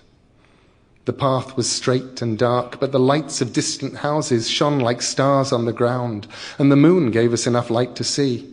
Once we were scared when something snuffled and snorted in front of us. We pressed close, saw it was a badger, laughed and hugged, and kept on walking. We talked quiet nonsense about what we dreamed and wanted and thought, and all the time I wanted to kiss her and feel her breasts and maybe put my hand between her legs. Finally, I saw my chance. There was an old brick bridge over the path, and we stopped beneath it. I pressed up against her. Her mouth opened against mine. Then she went cold and stiff and stopped moving. "Hello," said the troll. I let go of Louise. It was dark beneath the bridge, but the shape of the troll filled the darkness. "I froze her," said the troll, "so we can talk. Now, I'm going to eat your life." My heart pounded, and I could feel myself trembling. "No. You said you'd come back to me, and you have. Did you learn to whistle?" "Yes." "Oh, that's good." "I never could whistle." It sniffed and nodded. "I am pleased. You have grown in life and experience. More to eat, more for me." I grabbed Louise, a taut zombie, and pushed her forward. "Don't take me."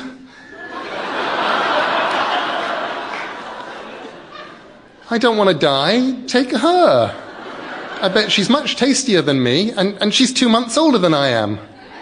Why don't you take her?" The troll was silent. It sniffed Louise from toe to head, snuffling at her feet and crotch and breasts and hair.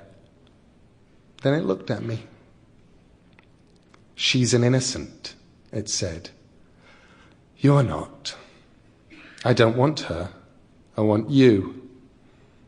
I walked to the opening of the bridge and stared up at the stars in the night. "But there's so much I've never done," I said, partly to myself. "I mean, I've never had sex, and I've never been to America. I paused. "I haven't done anything. Not yet." The troll said nothing. "I could come back to you when I'm older."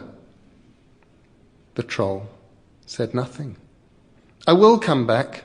Honest, I will." "Come back to me," said Louise. "Why? Where are you going?"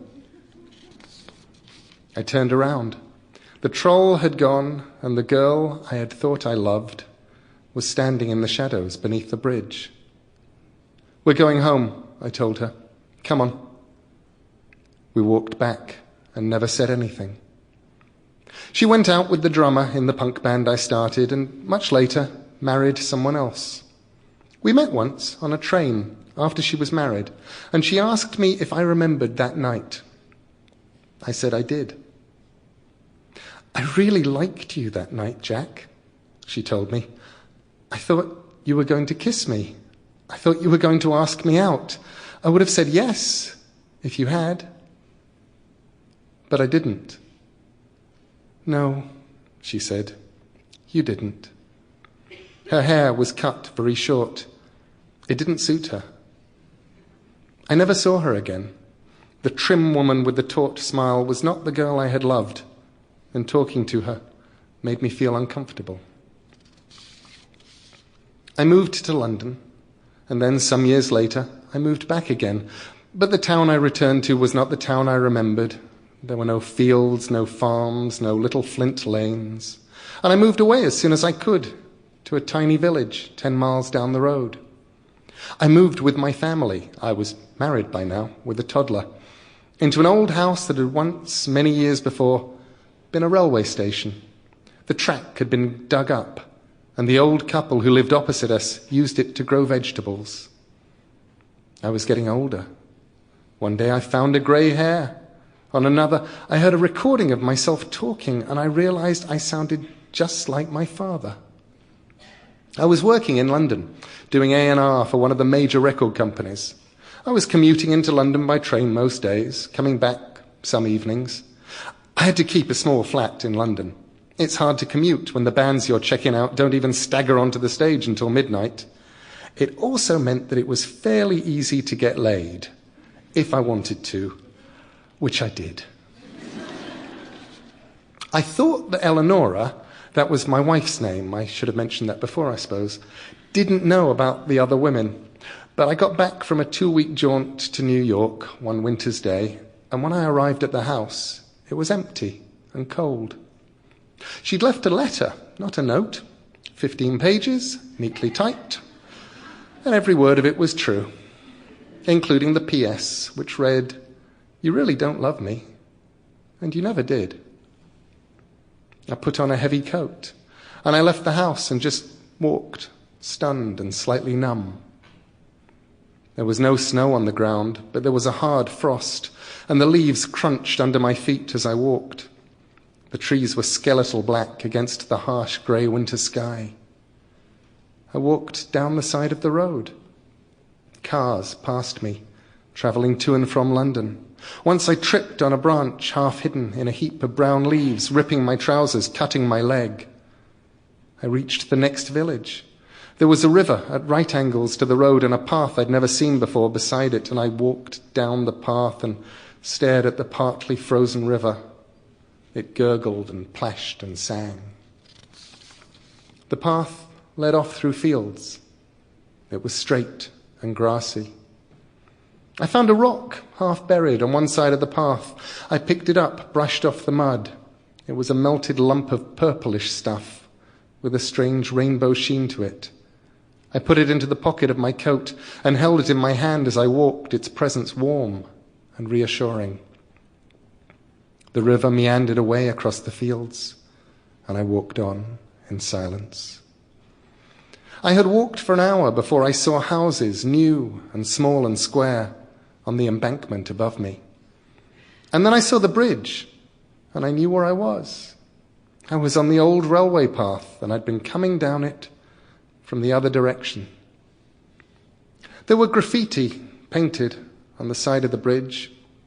Fuck, and Barry loves Susan, and the omnipresent NF of the National Front. I stood beneath the bridge in the red brick arch, stood among the ice cream wrappers and the crisp packets and the single sad used condom, and watched my breath steam in the cold afternoon air. The blood had dried into my trousers. Cars passed over the bridge above me. I could hear a radio playing loudly in one of them. "Hello?" I said quietly, feeling embarrassed, feeling foolish. "Hello?" There was no answer. The wind rustled the crisp packets and the leaves. I came back. I said I would, and I did. "Hello?" Silence. I began to cry then, stupidly, silently, sobbing under the bridge. A hand touched my face, and I looked up. "I didn't think you'd come back," said the troll. He was my height now, but otherwise unchanged. His long gonk hair was unkempt and had leaves in it, and his eyes were wide and lonely. I shrugged, then wiped my face with the sleeve of my coat. I came back. 3 kids passed above us on the bridge, shouting and running. "I'm a troll," whispered the troll in a small, scared voice. "Fol roll diol roll." He was trembling. I held out my hand and took his huge clawed paw in mine. I smiled at him. "It's okay," I told him. Honestly, it's okay. The troll nodded. He pushed me to the ground, onto the leaves and the wrappers and the condom, and lowered himself on top of me.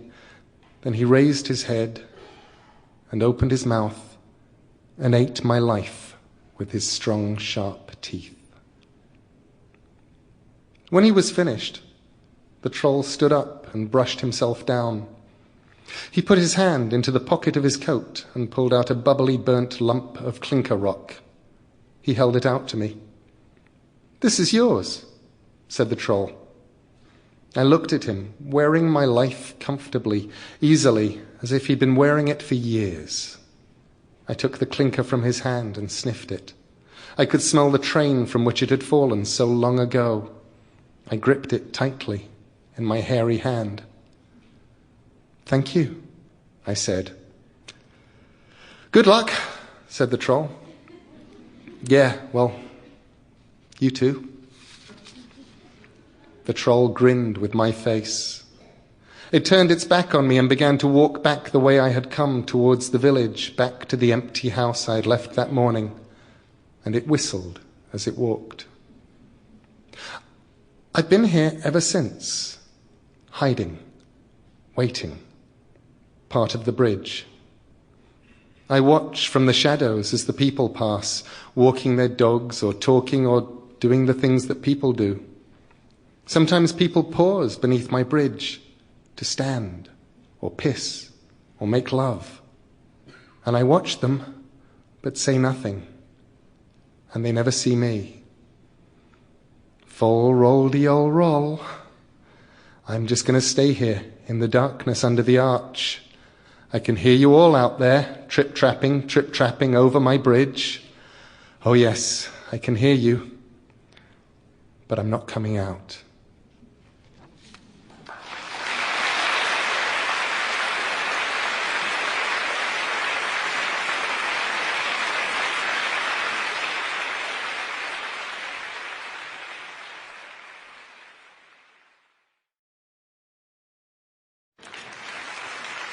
Nathan Englander's For the Relief of Unbearable Urges, performed by Jefferson Mays. The beds were to be separated on nights forbidden to physical intimacy. But Chava Bela hadn't pushed them together for many months.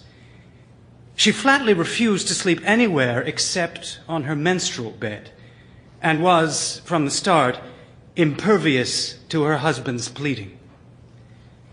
"You are pure," Dov Binyamin said to the back of his wife, who, heightening his frustration, slept facing the wall. "I am impure." "Well, this is not true, Chava Bela. It's an impossibility, and I know myself the last time you went to the ritual bath. A woman does not have her thing." "Well, her thing?" Chava said. She laughed, as if she had caught him in a lie, and turned to face the room. "A woman doesn't menstruate for so long without even a single week of clean days. And a wife does not for so long ignore her husband. It's Shabbos, a double mitzvah tonight, an obligation to make love." Chava Bela turned back again to face her wall. She tightened her arms around herself as if in an embrace. "You are my wife," Dov Binyamin said. "That was God's choice, not mine. I might also have been put on this earth as a bar of soap or a kugel. Better," she said, "better it should have been one of those." That night, Dov Binyamin slept curled up on the edge of his bed, as close as he could get to his wife. After Shabbos, Chava avoided coming into the bedroom for as long as possible. When she finally did enter and found Dov dozing in a chair by the balcony, she went to sleep fully clothed, her sheitel still on top of her head. As he nodded forward in the chair, Dov's hat fell to the floor. He woke up, saw his wife, picked up his hat, and brushing away the dust with his elbow, placed it on the nightstand. How beautiful she looked, all curled up in her dress. like a princess enchanted, he thought. Dove pulled the sheet off the top of his bed. He wanted to cover her, to tuck Chava in. Instead, he flung the sheet into a corner. He shut off the light, untied his shoes, but did not remove them, and went to sleep on the tile floor beside his wife's bed. Using his arm for a pillow, Dov Binyamin dreamed of a lemon ice his uncle had bought him as a child, and the sound of the airplanes flying overhead at the start of the Yom Kippur War. Dov Binyamin didn't go to work on Sunday. Folding up his tallis after prayers and fingering the embroidery of the tallis bag, he recalled the day Chava had presented it to him as a wedding gift, the same gift his father had received from his mother and his father's father before. Dov had marveled at the workmanship, wondered how many hours she had spent with a needle in hand. Now he wondered if she would ever find him worthy of such attentions again. Zipping the prayer shawl inside, Dov Binyamin put the bag under his arm. He carried it with him out of the shul, though he had his own cubby in which to store it. The morning was oppressively hot. Chamsin was settling over Jerusalem. Dov Binyamin was wearing his lightest kaftan, but in the heat wave it felt as if it were made of the heaviest wool. Passing a bank of phones, he considered calling work, making some excuse, or even telling the truth. Shy, he would say, "I am a ghost in my home," and wonder who will mend my tallis bag when it is worn. His phone card was in his wallet, which he had forgotten on the dresser, and what did he want to explain to Shy for, who had just come from a Shabbos with his spicy wife and a house full of children? Dov followed Jaffa Street down to the old city. Roaming the alleyways always helped to calm him. There was comfort in the Jerusalem stone, and the walls within walls, and the permanence of everything around him. He felt a kinship with history's Jerusalemites, in whose struggles he searched for answers to his own. Lately, he felt closer to his biblical heroes than to the people with whom he spent his days. King David's desires were far more alive to Dov than the empty problems of Shai and the other men at the furniture store. Weaving through the Jewish quarter, he had intended to end up at the wall to say Tehillim, and in his desperate state to scribble a note and stuff it into a crack, just like the tourists in their cardboard yarmulkes. Instead, he found himself caught up in the crush inside the Damascus gate. An old Arab woman was crouched down behind a wooden box of cactus fruit. She peeled a sabra with a kitchen knife, allowing a small boy a sample of her product. The child ran off with his mouth open, a stray thorn stuck in his tongue.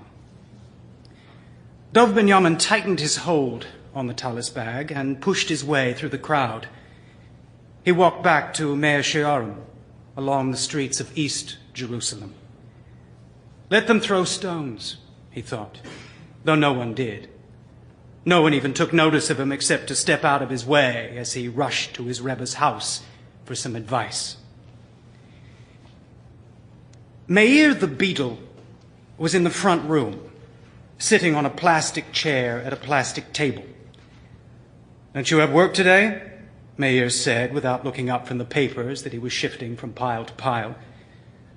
Dov Binyamin ignored the question. "Is the Rebbe in?"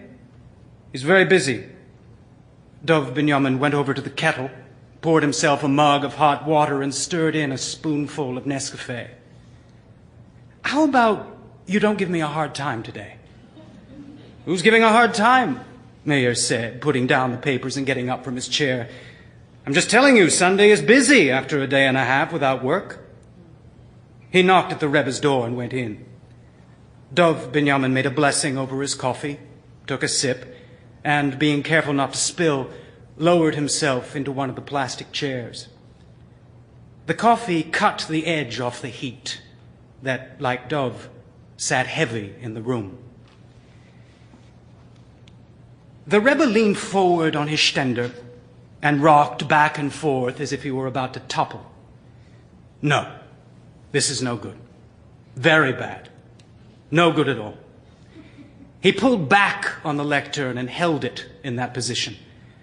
The motion reminded Dov of his dream, of the rumbling of engines and a vase. There had been a blue glass vase set to rocking on a shelf. And you don't want a divorce? I love her, Rebbe. She's my wife. And Chava Bela? She, thank God, has not even raised the subject of separation. She asks nothing of me but to be left alone.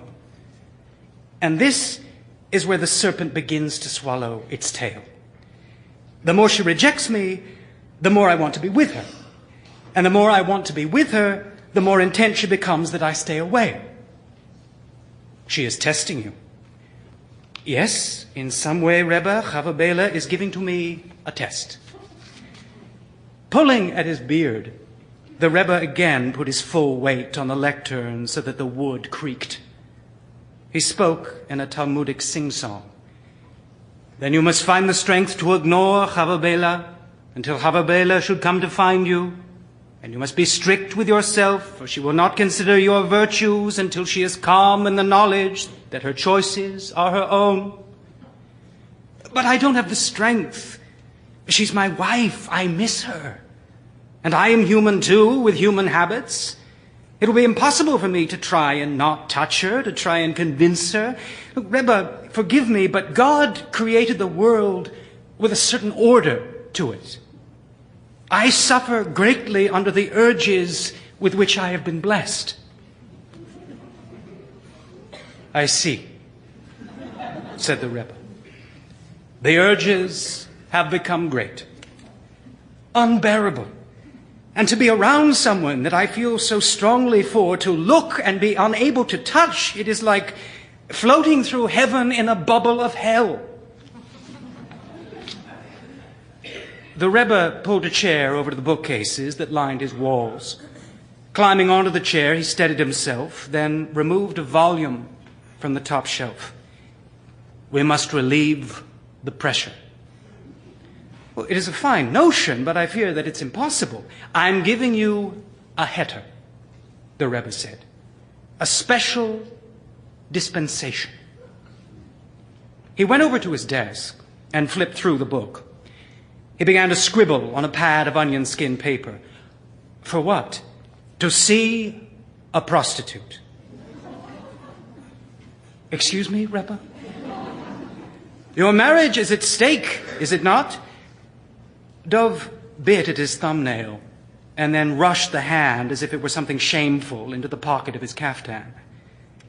Yes, he said, a shake entering his voice. My marriage is a withered limb at my side. The Rebbe aimed his pencil at Dov. One may go to great lengths in the name of achieving peace in the home. But a prostitute? Dov Binyamin asked. For the relief of unbearable urges, the Rebbe said. And he tore, like a doctor, the sheet of paper from the pad. Dov Binyamin drove to Tel Aviv, the city of sin. There he was convinced he would find plenty of prostitutes. He parked his Fiat on a side street off Dizengoff and walked around town. Though he was familiar with the city, its social aspects were foreign to him. It was the first leisurely walk he had taken in Tel Aviv, and fancying himself an anthropologist in a foreign land, he found it all quite interesting. He was usually the one under scrutiny. Busloads of American tourists scamper through Mea Shearim daily. They buy up the stores and pull tiny cameras from their hip packs, snapping real pictures of live Hasidim, like the ones from the stories their grandparents told. Next time, he would say, "Boo!" He laughed at the thought of it. Already he was feeling lighter. Passing a kiosk, he stopped and bought a bag of pizza-flavored bisli. Then he reached the fountain. He sat down on a bench among the aged new immigrants. They clustered together as if huddled against a biting cold wind that had followed them from their native lands. He stayed there until dark, until the crowd of new immigrants, like the bud of a flower, began to spread out, to open up as the old folks filed down the fountain's ramps onto the city streets. They were replaced by young couples and groups of boys and girls who talked to each other from a distance but did not mix. So much like religious children, he thought. In a way, we are all the same. Dov Binyamin suddenly felt overwhelmed. He was startled to find himself in Tel Aviv, already involved in the act of searching out a harlot, instead of home in his chair by the balcony, worrying over whether to take the Rebbe's advice at all. He walked back toward his car. A lone cab driver leaned up against the front door of his Mercedes, smoking. Dov Binyamin approached him, the heat of his feet inside his shoes becoming more oppressive with every step. "Forgive me," Dov Binyamin said. The cab driver, his chest hair sticking out of the collar of his T-shirt in tufts, ground out the cigarette and opened the passenger door. "Need a ride, Rabbi?" "I'm not a rabbi." "And you don't need a ride?" Dov Binyamin adjusted his hat. "No, actually, no." The cab driver lit another cigarette, flourishing his Zippo impressively. Dov took notice, though he was not especially impressed. "I'm looking for a prostitute." The cab driver coughed and clasped a hand to his chest. "Do I look like a prostitute?" "No, you misunderstand." Dov Binyamin wondered if he should turn and run away. "A female prostitute." "What's her name?" "No name, any name." "Well, you're a taxi driver. You must know. Where are such women?" The taxi driver slapped the hood of his car and said, "Ha!" which Dov took to be laughter. Another cab pulled up on Dov's other side. "What's happening?" the second driver called. "Nothing. The rabbi here wants to know where to find a friend.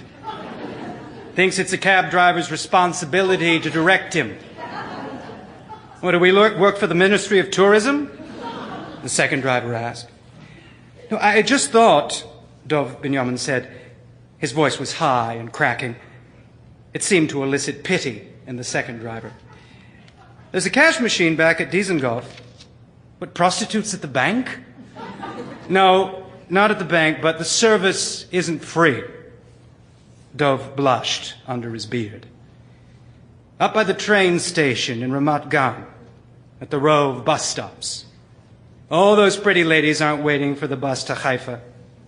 This from the first driver, who again slapped the hood of his car and said, "Ha!" The first time passed, he did not stop, driving by the women at high speed and taking the curves around the cement island so that his wheels screeched and he could smell the burning rubber. Dov Binyamin slowed down, trying to maintain control of himself and the car, afraid that he had already drawn too much attention his way. The steering wheel began to vibrate in Dov's shaking hands.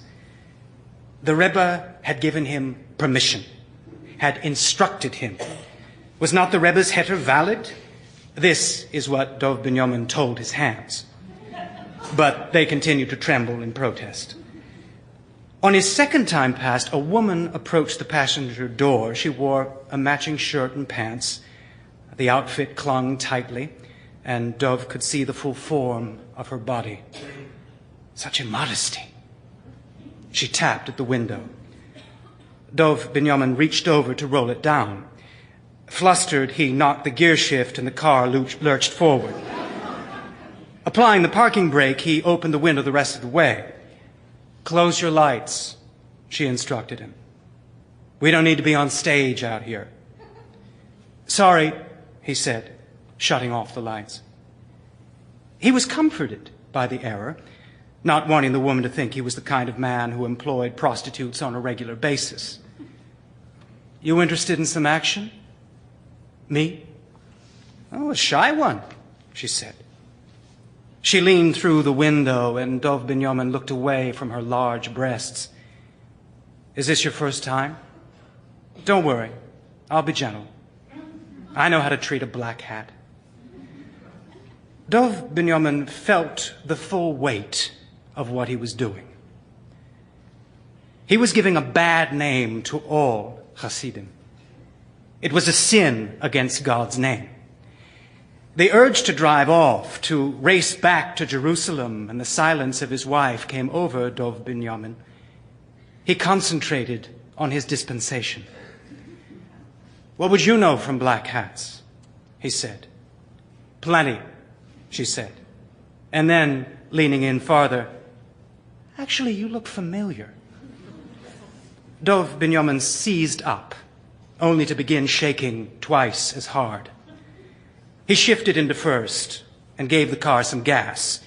The prostitute barely got clear of the window. When it seemed as if he wouldn't be able to find a suitable match, a strong-looking young woman stepped out of the darkness.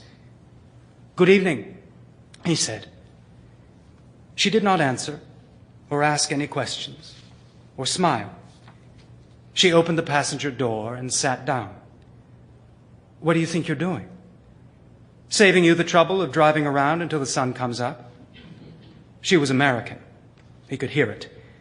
But she spoke beautiful Hebrew, sweet and strong as her step. Dov Binyamin turned on his headlights and again bumped the gear shift so that the car jumped. Settle down there, Tiger, she said. The hard part's over. All the rest of the work is mine. The room was in an unlicensed hostel. It had its own entrance. There was no furniture other than a double bed and 3 singles. The only lamp stood next to the door. The prostitute sat on the big bed with her legs curled underneath her. She said her name was Devorah. Like the prophetess, Dov Binyamin said. Exactly, Devorah said. But I can only see into the immediate future. Still, it is a rare gift with which to have been endowed.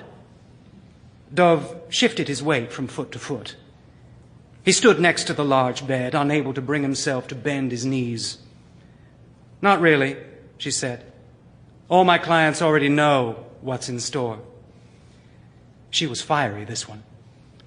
And the conversation served to warm up the parts of Dov the heat wave had not touched. The desire that had been building in Dov over the many months so filled his body that he was surprised his skin didn't burst from the pressure. He tossed his hat onto the opposite single, hoping to appear at ease, as sure of himself as the hairy-chested cab driver with his cigarettes. The hat landed brim-side down. Dov's muscles twitched reflexively, though he did not flip it onto its crown. Wouldn't you rather make your living as a prophetess? He asked. Well, of course. Prophesying's a piece of cake. You don't have to primp all day for it. And it's much easier on the back. No wear and tear. And it's better for you, too. At least you'd leave with something in the morning. She took out one of her earrings, then, as an afterthought, put it back in. Doesn't matter anyway. There's no money in it. They pay me to do everything except look into the future. I'll be the first then, he said, starting to feel almost comfortable. Tell me what you see. She closed her eyes and tilted her head so that her lips began to part, this in the style of those who peer into other realms. I predict that this is the first time you've done such a thing.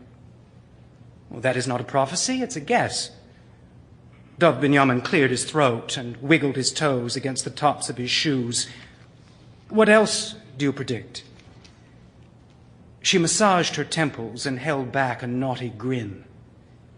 That you will, for once, get properly laid.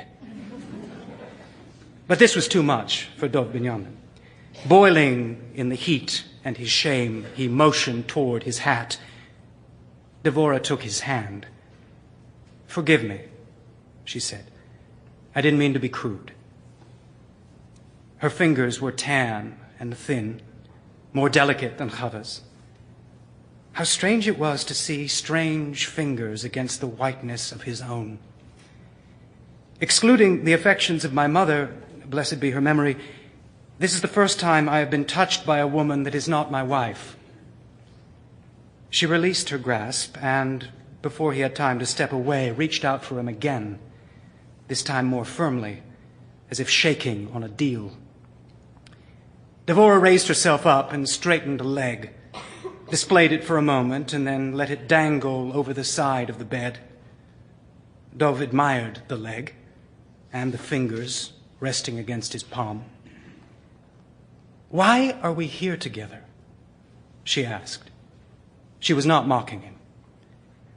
Devora pulled at the hand, and he sat at her side. "To relieve my unbearable urges, so that my wife will be able to love me again." Devora raised her eyebrows and pursed her lips. "You come to me for your wife's sake?" "Yes." "You're a very dedicated husband." She gave him a smile that said, "You won't go through with it." The smile lingered, and then he saw that it said something completely different, something irresistible. And he wondered, as a shiver ran from the trunk of his body out to the hand she held, if what they say about American women is true. Dov walked toward the door, not to leave, but to shut off the lamp. "1 minute," Devora said, reaching back and removing a condom from a tiny pocket, no more than a slit in the smooth black fabric of her pants. Dov Binyamin knew what it was and waved it away. "Am I really your second?" she asked. Dov heard more in the question than was intended. He heard a flirtation. He heard a woman who treated the act of being second as if it were special. He was sad for her, wondering if she had ever been anyone's first. He did not answer out loud, but instead nodded, affirming. Devora pouted as she decided, the prophylactic held between 2 fingers like a quarter poised at the mouth of a jukebox. Dov switched off the light and took a half step toward the bed. He stroked at the darkness, moving forward until he found her hair, soft, alive, without any of the worked-over stiffness of Chava's wigs. "My God," he said, snatching back his hand as if he had been stung. It was too late, though. That he already knew. The hunger had flooded his whole self. His heart was swollen with it, pumping so loudly and with such strength that it overpowered whatever sense he might have had. For whom then, he wondered, was he putting on, in darkness, such a bashful show? He reached out again and stroked her hair, shaking but sure of his intent. With his other arm, the weaker arm to which he bound every morning his tefillin, the arm closer to the violent force of his heart, he searched for her hand. Dov found it and took hold of it, first roughly, as if desperate, and then he held it lightly, delicately, as if it were made of blown glass, a goblet from which, with ceremony, he wished to drink. Bringing it toward his mouth, he began to speak. "It is a sin to spill seed in vain," he said. And Devora let the condom fall at the sound of his words. Dov Binyamin was at work on Monday, and he was home as usual on Monday night. There was no desire to slip out of the apartment during the long hours when he could not sleep, no temptation when making a delivery and remote to turn the car in the direction of Tel Aviv. Dov Binyamin felt, along with a guilt that he could not shake, a sense of relief. He knew that he could never be with another woman again. And if it were possible to heap on himself all the sexual urges of the past months, if he could undo the single night with the prostitute to restore his unadulterated fidelity, he would have them tenfold. From that night of indulgence, he found the strength to wait a lifetime for Chava's attentions, if that need be. When Chava Bela entered the dining room, Dov Binyamin would move into the kitchen. When she entered the bedroom, he would close his eyes and feign sleep. He would lie in the dark and silently love his wife. And never coming to a conclusion, he would rethink the wisdom of the Rebbe's advice. He would picture the hairy arm of the cab driver as he slapped the hood of his taxi, and he would chide himself. Never would he accuse his wife of faking impurity. For was it not the greater sin for him to pretend to be pure?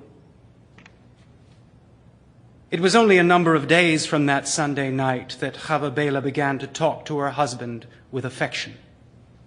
Soon after, she touched him on the shoulder while handing him a platter of kashavarnishkas.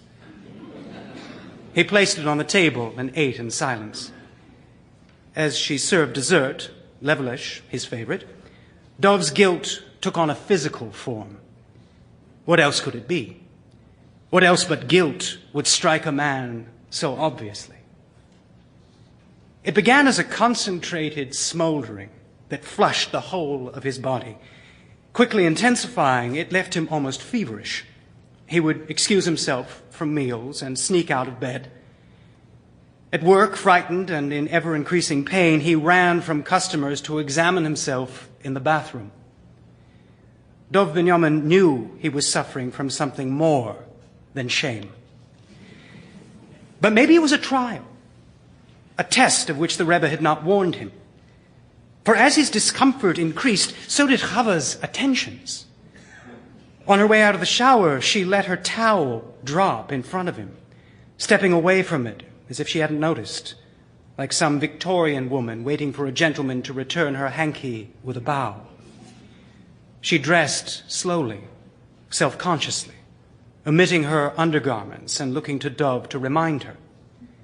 He ignored it all, feeling the weight of his heart, no longer pumping as if to burst, but just as large, the blood stagnant and heavy. Chava began to linger in doorways so that he would be forced to brush against her as he passed.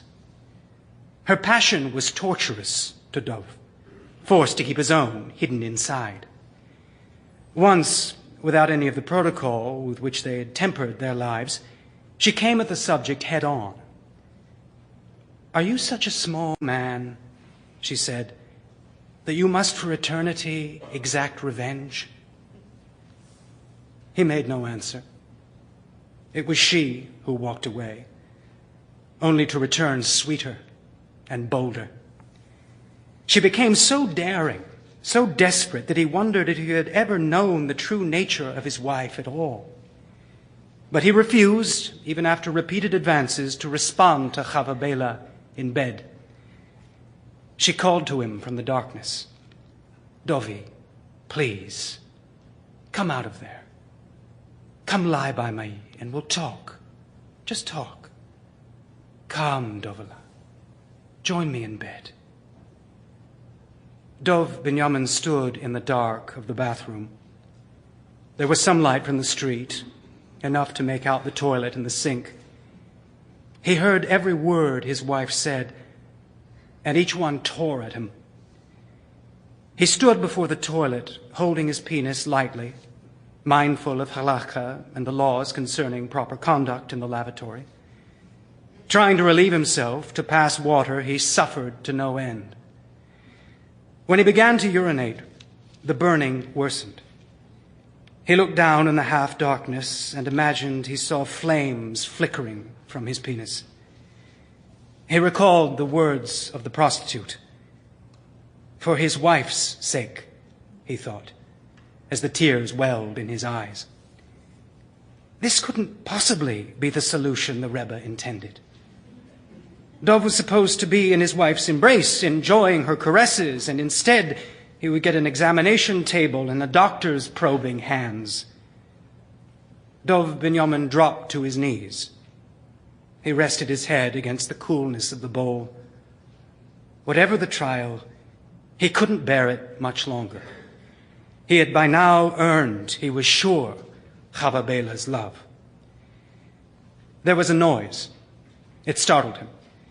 It was Chava at the door trying to open it. Dov had locked himself in. The handle turned again, and then Chava spoke to him through the door's frosted glass window. "Tell me," she said. "Tell me, when did I lose my husband for good?" Every word a plague. Dov pressed the lever of the toilet, drowning out Chava Bela's voice. He let the tears run down his face and took his penis full in his hand. For Dov Binyamin was on fire inside, and yet he would not be consumed.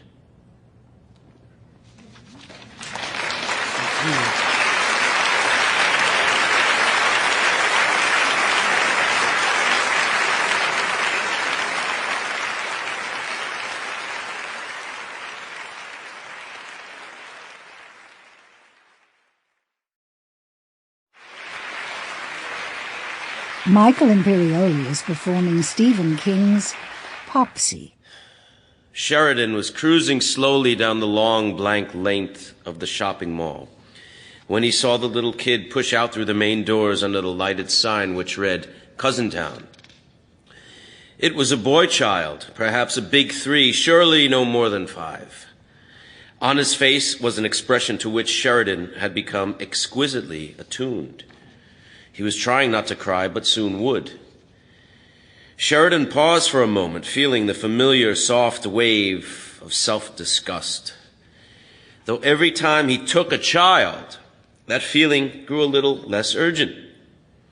The first time he hadn't slept for a week. He kept thinking about that big greasy Turk who called himself Mr. Wizard, wondering what he did with the children. "They go on a boat ride, Mr. Sheridan," the Turk told him, only it came out, "They go on a boat ride, Mr. Sheridan." The Turk smiled. "And if you know what's good for you, you won't ask any more about it," that smile said, and it said it loud and clear without an accent. Sheridan hadn't asked any more, but that didn't mean he hadn't kept wondering, especially afterward, tossing and turning, wishing he had the whole thing to do over again so he could turn it around, so he could walk away from temptation. The second time had been almost as bad. The third time, a little less.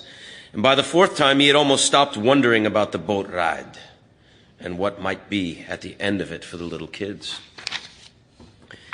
Sheridan pulled his van into one of the handicapped parking spaces right in front of the mall.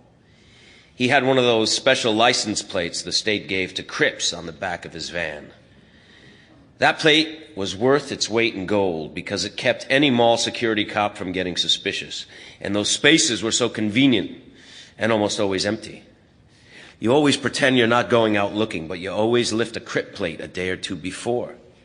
Never mind all that bullshit. He was in a jam, and that kid over there could solve some very big problems. He got out and walked toward the kid, who was looking around with increasing panic. Yes, Sheridan thought, he was 5, all right, maybe even 6, just very frail. In the harsh, fluorescent glare thrown through the glass doors, the boy looked parchment white. Not just scared, but perhaps physically ill. Sheridan reckoned it was just big fear, however. Sheridan usually recognized that look when he saw it because he'd seen a lot of big fear in his own mirror over the last year and a half or so. The kid looked up hopefully at the people passing around him, people going into the mall, eager to buy, coming out laden with packages, their faces dazed, almost drugged with something they probably thought was satisfaction. The kid, dressed in tough-skin jeans and a Pittsburgh Penguins t-shirt, looked for help. He looked for somebody to look at him and see something was wrong. Looked for someone to ask the right question. "You get separated from your dad, son?" Would do. Looking for a friend. "Here I am," Sheridan thought, approaching. "Here I am, Sonny. I'll be your friend."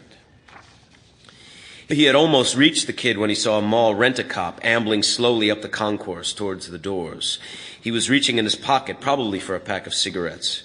He would come out, see the boy, and there would go Sheridan's sure thing. Shit, he thought. But at least he wouldn't be seen talking to the kid when the cop came out. That would have been far worse. Sheridan drew back a little and made a business of feeling his own pockets as to make sure he still had the keys. His glance flicked from the boy to the security cop and back to the boy. The boy had started to cry. Not all out bawling, not yet, but great big tears that looked pinkish in the reflected glow of the red Cousintown sign as they tracked down his smooth cheeks. The girl in the information booth flagged down the cop and said something to him. She was pretty. She was dark-haired, about 25. He was sandy blonde with a mustache. As the cop leaned in on his elbow, smiling at her, Sheridan thought they looked like the cigarette ads you saw on the backs of magazines. Salem, Spirit, Light My Lucky. He was dying out here, and they were in there making chit-chat. What you doing after work? You want to go and get a drink at that new place? And blah, blah, blah. Now she was also batting her eyes at him. How cute. Sheridan abruptly decided to take the chance. The kid's chest was hitching, and as soon as he started to bawl out loud, someone would notice him. Sheridan didn't like moving in with a cop less than 60 feet away, but if he didn't cover his markers at Mr. Reggie's within the next 24 hours, he thought a couple of very large men would pay him a visit and perform impromptu surgery on his arms, adding several elbow bends to each. He walked up to the kid, a big man dressed in an ordinary Van Heusen shirt and khaki pants, a man with a broad, ordinary face that looked kind at first glance. He bent over the little boy, hands on his legs, just above the knees, and the boy turned his pale, scared face up to Sheridan's. His eyes were as green as emerald, their color accentuated by the light-reflecting tears that washed them. "You get separated from your dad, son?" Sheridan asked. "My popsy," the kid said, wiping his eyes. I can't find my popsy." Now the kid did begin to sob, and a woman headed in, glanced around with some vague concern. "It's all right," Sheridan said to her. She went on. Sheridan put a comforting arm around the boy's shoulders and drew him a little to the right in the direction of the van. Then he looked back inside. The rent-a-cop had his face right down next to the information girl's now. Looked like maybe more than that little girl's lucky was going to get lit tonight. Sheridan relaxed. At this point, there could be a stick-up going on at the bank just up the concourse, and the cop wouldn't notice a thing. This was starting to look like a cinch. "I want my popsy," the boy wept. "Sure you do. Of course you do," Sheridan said. "And we're going to find him. Don't you worry." He drew him a little more to the right. The boy looked up at him, suddenly hopeful. Can you, mister?" "Sure," Sheridan said, and he grinned heartily. "Finding lost popsies, well, you might say it's kind of a specialty of mine." "It is?"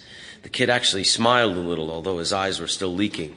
"It sure is," Sheridan said, glancing inside again to make sure the cop, whom he could now barely see, and who would barely be able to see Sheridan and the boy should he happen to look up, was still enthralled.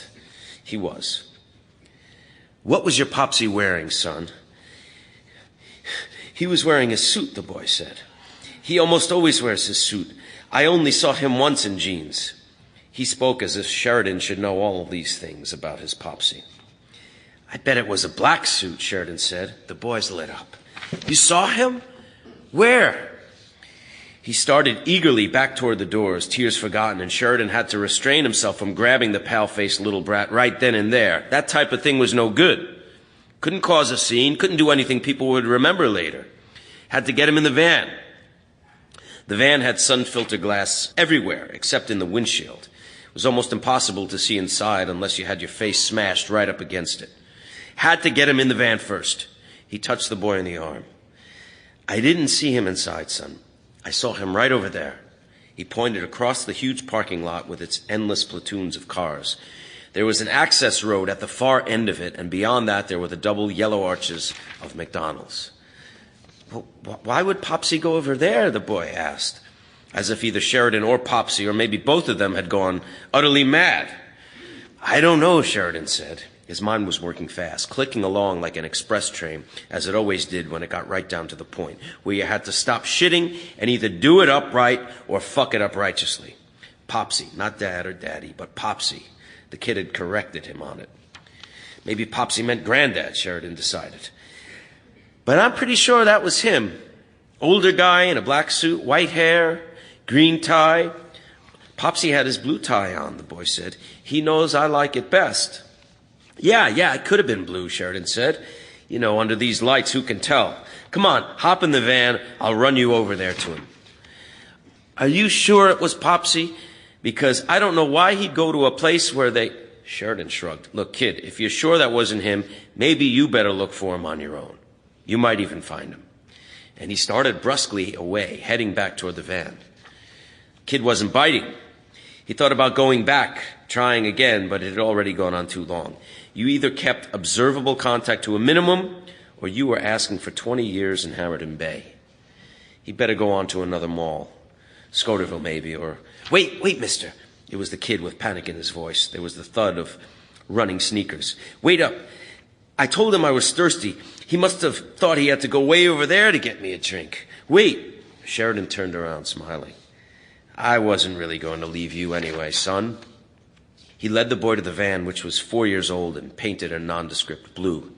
He opened the door, smiled at the kid, who looked up at him doubtfully, his green eyes swimming in that pallid little face, as huge as the eyes of a waif in a velvet painting, you know, the kind advertised in the cheap weekly tabloids like the National Enquirer and Inside View.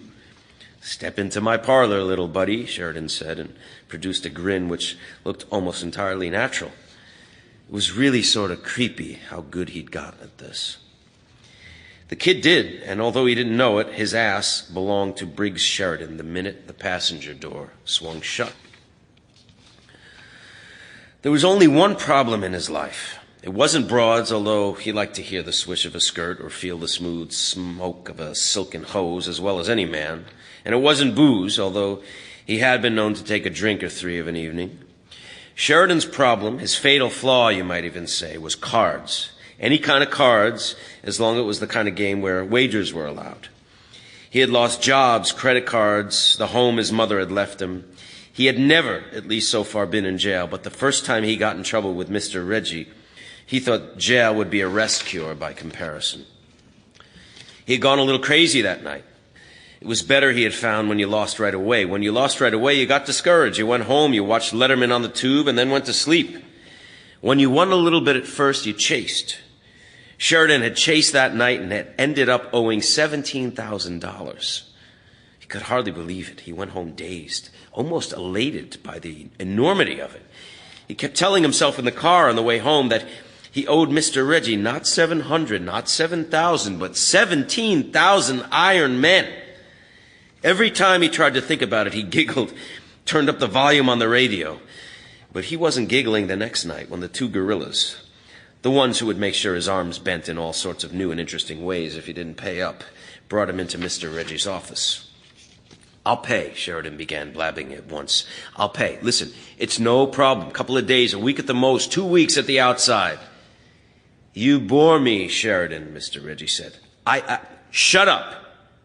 If I give you a week, don't you think I'll know what you'll do? You'll tap a friend for a couple of hundred if you got a friend left to tap. If you can't find a friend, you'll hit a liquor store. If you've got the guts, I doubt you do. But anything is possible. Mr. Reggie leaned forward, propped his chin on his hands, and smiled. He smelled of Ted Lapidus cologne. And if you do come up with $200, what will you do with it? Give it to you, Sheridan had babbled. By then he was very close to tears. I'll give it to you right away. No, you won't, Mr. Reggie said. You'll take it to the track. You'll try to make it grow. What you'll give me is a bunch of shiny excuses. You're in over your head this time, my friend. Way over your head. Sheridan could hold back the tears no longer. He began to blubber. These guys could put you in the hospital for a long time, Mr. Reggie said reflectively. You'd have a tube in each arm and one coming out of your nose. Sheridan began to blubber even louder. I'll give you this much, Mr. Reggie said. He pushed a folded sheet of paper across his desk to Sheridan. You might get along with this guy. He calls himself Mr. Wizard, but he's a shitbag just like you. Now get out of here. I'm going to have you back here in a week, though, and I'll have your markers on this desk. You either buy them back, or I'm going to have my friends tool up on you. And like Booker T says, once they start, they do it till they're satisfied. The Turk's real name was written on the folded sheet of paper. Sheridan went to see him and heard about the kids. and the boat rides. Mr. Wizard also named a figure which was a fairish bit larger than the markers Mr. Reggie was holding. That was when Sheridan started cruising the malls. He pulled out of Cousin Town's mall's main parking lot, looked for traffic, then drove across the access road and into the McDonald's in lane.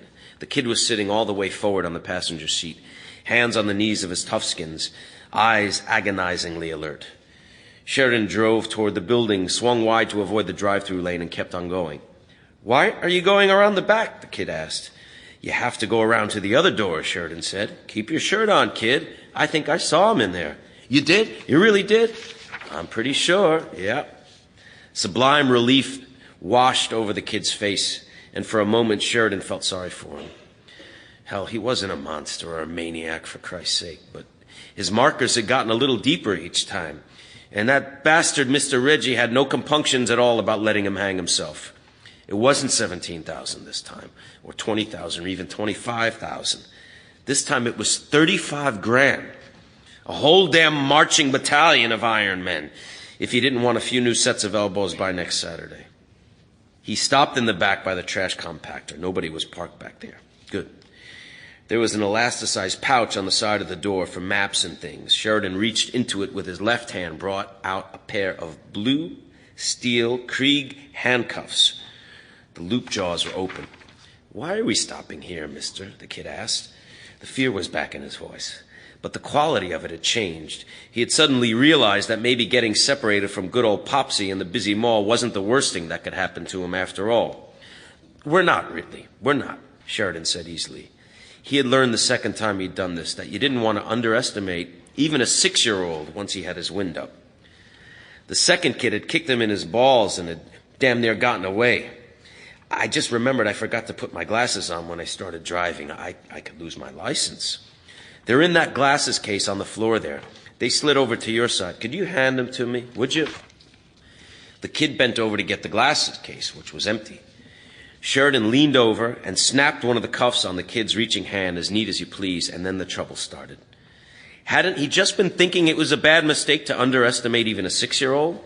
The brat fought like a timberwolf pup, twisting with a powerful muscularity Sheridan would not have credited had he not been experiencing it. He bucked and fought and lunged for the door, panting and uttering weird bird-like cries. He got the handle. The door swung open, but no dome light came on. Sheridan had broken it after that second outing. Sheridan got the kid by the round collar of his Penguins t-shirt and hauled him back in. He tried to clamp the other cuff on the special strut behind the passenger seat and missed. The kid bit his hand twice, bringing blood. God! His teeth were like razors. The pain went deep and sent a steely ache all the way up his arm. He punched the kid in the mouth. The kid fell back into the seat, dazed.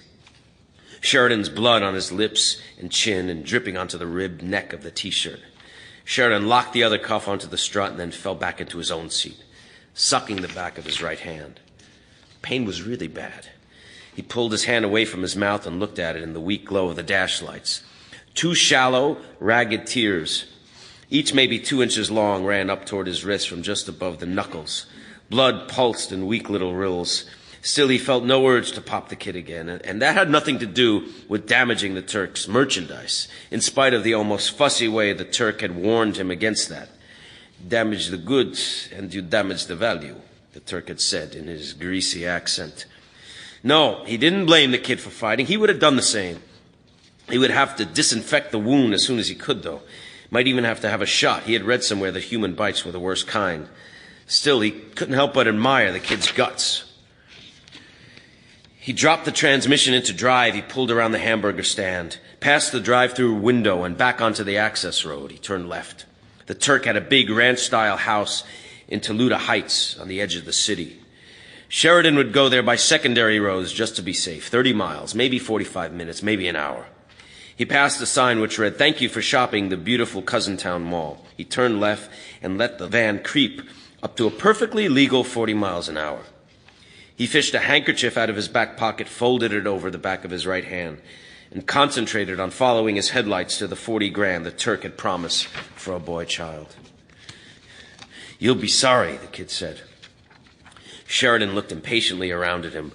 pulled from a dream in which he had just won 20 straight hands and had Mr. Reggie groveling at his feet for a change, sweating bullets, begging him to stop.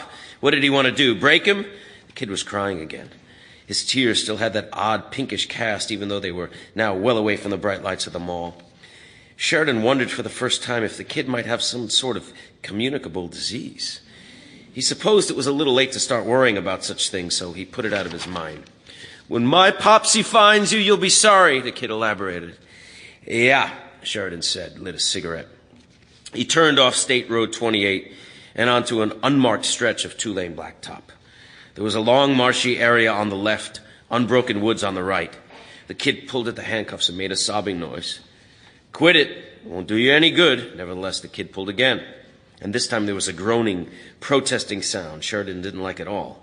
He looked around and was amazed to see that the metal strut on the side of the seat, a strut he had welded in place himself, was twisted out of shape.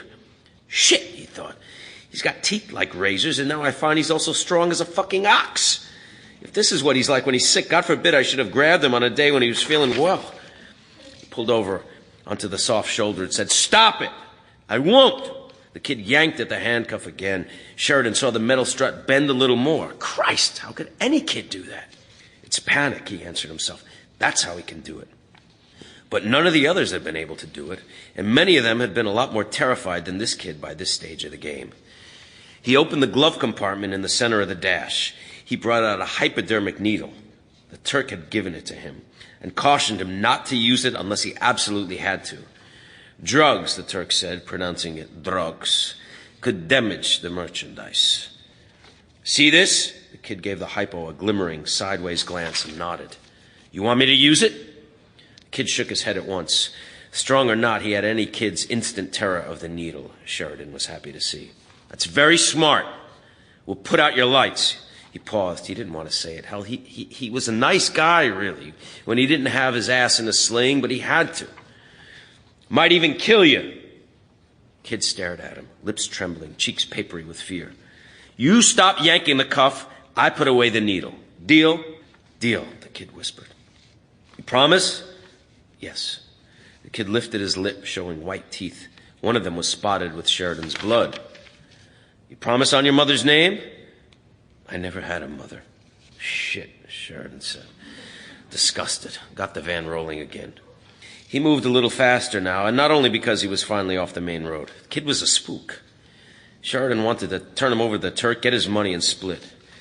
My popsy's really strong, mister. Yeah, Sheridan asked and thought. I bet he is, kid. Only guy in the old folks' home who could bench press his own truss, right? He'll find me. Uh-huh. He can smell me.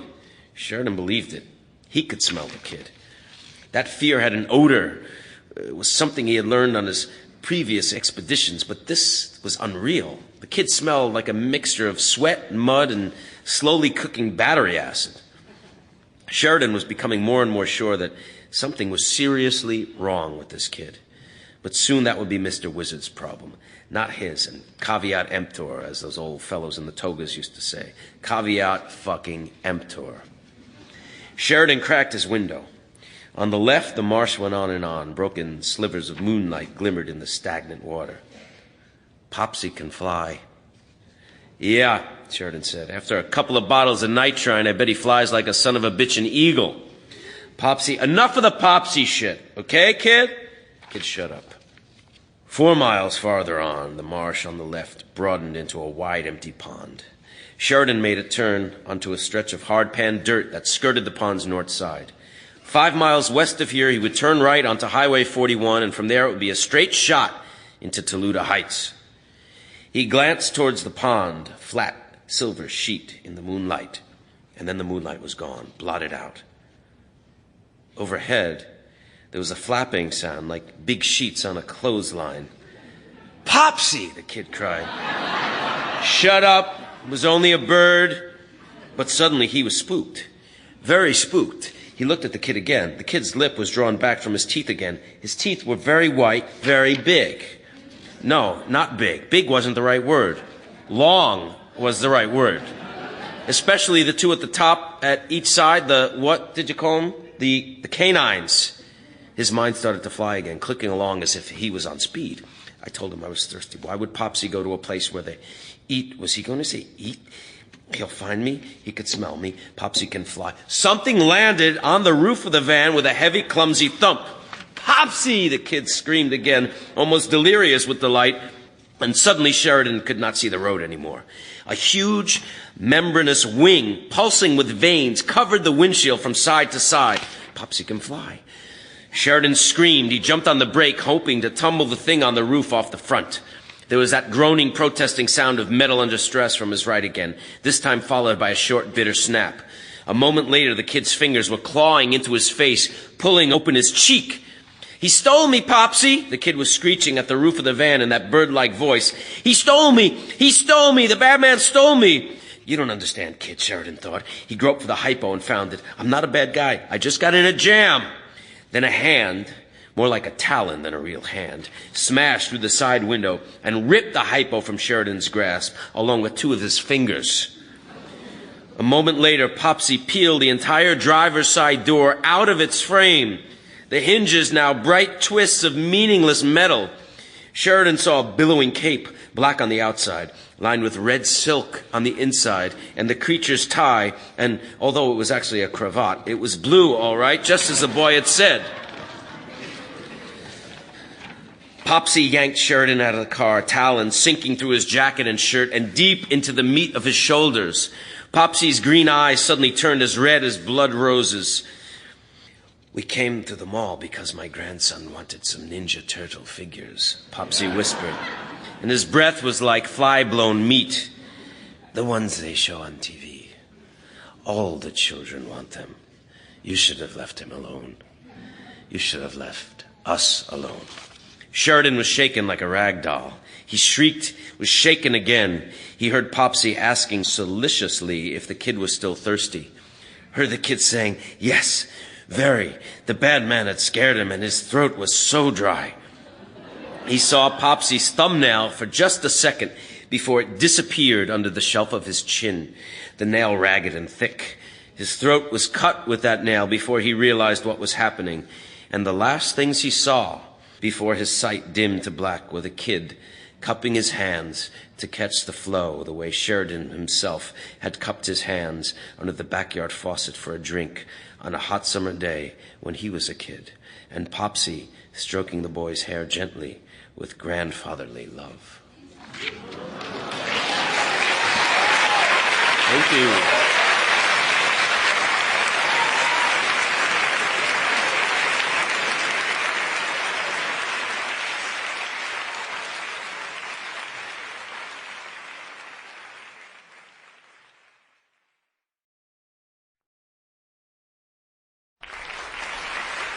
Christine Ebersole performs Ever After by Kim Adonizio.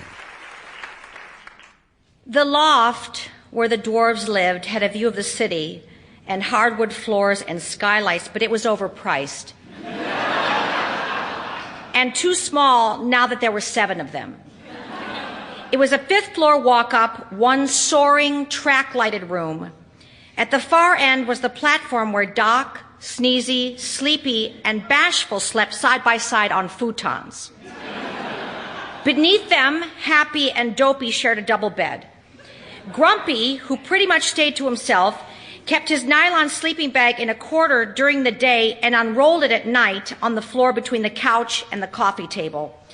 The kitchen was 2 facing zinc counters, a built-in range and microwave, and a steel refrigerator, all hidden behind a long bamboo partition that Doc had bought and Sneezy had painted a color called Cherry Jubilee. The kitchen and bathroom were the only places any sort of privacy was possible. To make the rent, they all pooled their money from their jobs at the restaurant, except for Dopey, who didn't have a job unless you counted selling drugs when he wasn't running them up his arm. And Grumpy, who panhandled every day for spare change and never came up with more than a few wrinkled dollar bills when the first of the month rolled around. Sometimes the rest of them talked about kicking out Dopey and Grumpy, but no one quite had the heart. Besides, the book said there were 7 when she arrived. 7 disciples of the goddess who would come with the sacred apple and transform them. How exactly they would be transformed was a mystery that would be revealed when she got there. In the meantime, it was their job to wait. When she comes, she'll make us big, said Sneezy.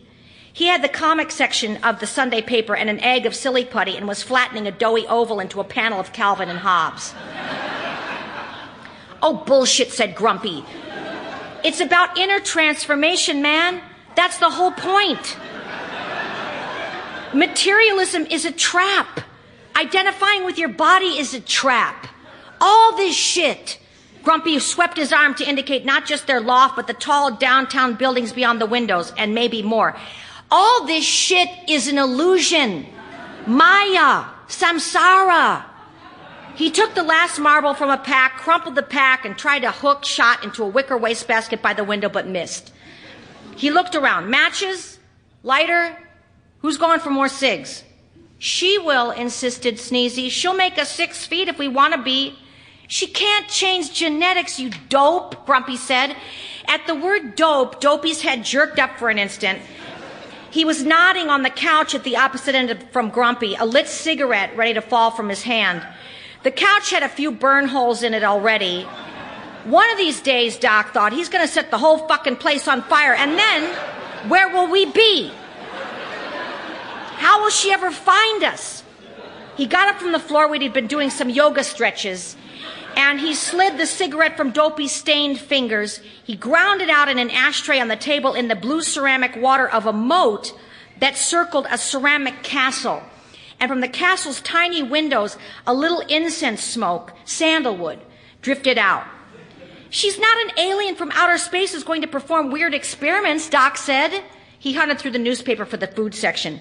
Well, where's she from then? Sneezy said. Sneezy was a 16-year-old runaway, the youngest of them all.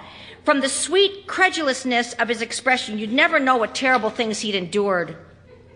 He'd been beaten, scarred between his shoulder blades from boiling water, forced into sex with his mother by his own father. Sneezy liked to ask obvious questions for the sake of receiving the familiar, predictable answers. She's from the castle, Doc said. She's the fairest in the land. She will come with the sacred apple, and all will be changed. This much the book said. Once upon a time, it said. But when was that exactly? Doc wondered. They'd been here for more than 6 years already, or he had anyway, ever since he'd found the book in a dumpster. The covers ripped away, most of its pages stained and torn, where he'd been looking for food from a nearby restaurant always throughout. He'd been on the streets, addicted to cheap wine, not giving a shit about anything or anyone. He slept on cardboard in doorways with a buck knife under the rolled poncho he used for a pillow, had stolen children's shoes from outside the moon bounce at the park. He had humiliated himself performing drunken jigs in the bank plaza for change tossed into a baseball cap. But the book had changed all that. It had shown him there was a purpose to his life. To gather the others, to come to this place and make it ready. He'd quit drinking and found a job at the very restaurant whose dumpster he used to scrounge through. He gathered his brethren one by one as they drifted into the city from other places, broke and down on their luck, headed for the streets and shelters. They had become his staff, 2 dishwashers, a busboy, and a fry cook. The restaurant's name was Oz. And the owner had been willing to hire dwarf after dwarf and present them as ersatz munchkins. There had been a feature article in the Weekly and write-ups in some food magazines which had drawn a lot of business. The dwarves were mentioned in the guidebooks, and there were often tourists from Canada and Denmark and Japan who brought their cameras to record the enchanting moment the dwarves trooped in from the kitchen with a candle-lit torch to stand around a table and sing happy birthday. They used fake high voices as though they had been sucking on helium. Why is the apple sacred? Sneezy said dreamily. He had abandoned the comics and now had a few magic cards spread out on the floor and was picking them up one by one, studying them. Because she will die of the apple and be resurrected, Doc said. He glanced at one of Sneezy's cards. Capuchin unicorn. An armored unicorn raced through a glittery field, a white-robed rider on its back. Underneath, Doc read, Capuchin riders were stern and humorless even before their ancestral home was reduced to rubble. Well, why do you collect that crap, Doc said. And those comic books you've always got your nose buried in. Read the book again. Every time I read it, I discover something new. The book is all you need. You have to focus on the book. Hey, check her out. Sneezy held up another card of an anorexic-looking woman with a green skin and a gold ballerina outfit. One long nailed thumb and forefinger were raised in the air in some kind of salute. In her other hand, she held aloft a green and white flag. A couple of men in armor rode behind her, and behind them rose broccoli-like trees, being erased by mist riding out of the ground. Doc read, Llanowar Vanguard, Creature, Dryad. Llanowar rallied around Elamadri's banner and united in his name. Will she look like that? Sneepy asked. Give it a rest, Grumpy said, and nudged Dopey with his foot. Hey, man, he said, we're out of cigs. Sneezy will outgrow it, Doc thought. Dryads and unicorns. Made-up creatures and clans and battles. I don't know what she'll look like exactly, he sighed. He stood up and began tidying the coffee table. Empty semi-crushed cans of Bud Light that Grumpy and Dopey had drunk the night before. A half-eaten bag of tortilla chips. A plastic tub of salsa had spilled on the naked body of a penthouse pet. The magazine lay opened to her spread legs, her long, slender fingers teasingly positioned above her pink spot. It glistened as though it had been basted. What would she look like? Maybe she'd look like this. Would come and drag her fingers through the graying hair on his chest and position her sweet, eager hips above him. Maybe she would whisper to Doc that he was the one she came for, the only one. They could leave all the others behind now that she was there. They would leave the city and move to an airstream in the woods, overlooking a little river where you could catch bass and bluegills. She would stand in front of their stove in cutoffs and a white blouse, sliding a spatula under a fish sputtering in a pan. When the moon rose, the two of them would go down to the river and float together naked. Their heads would be the same height above the water.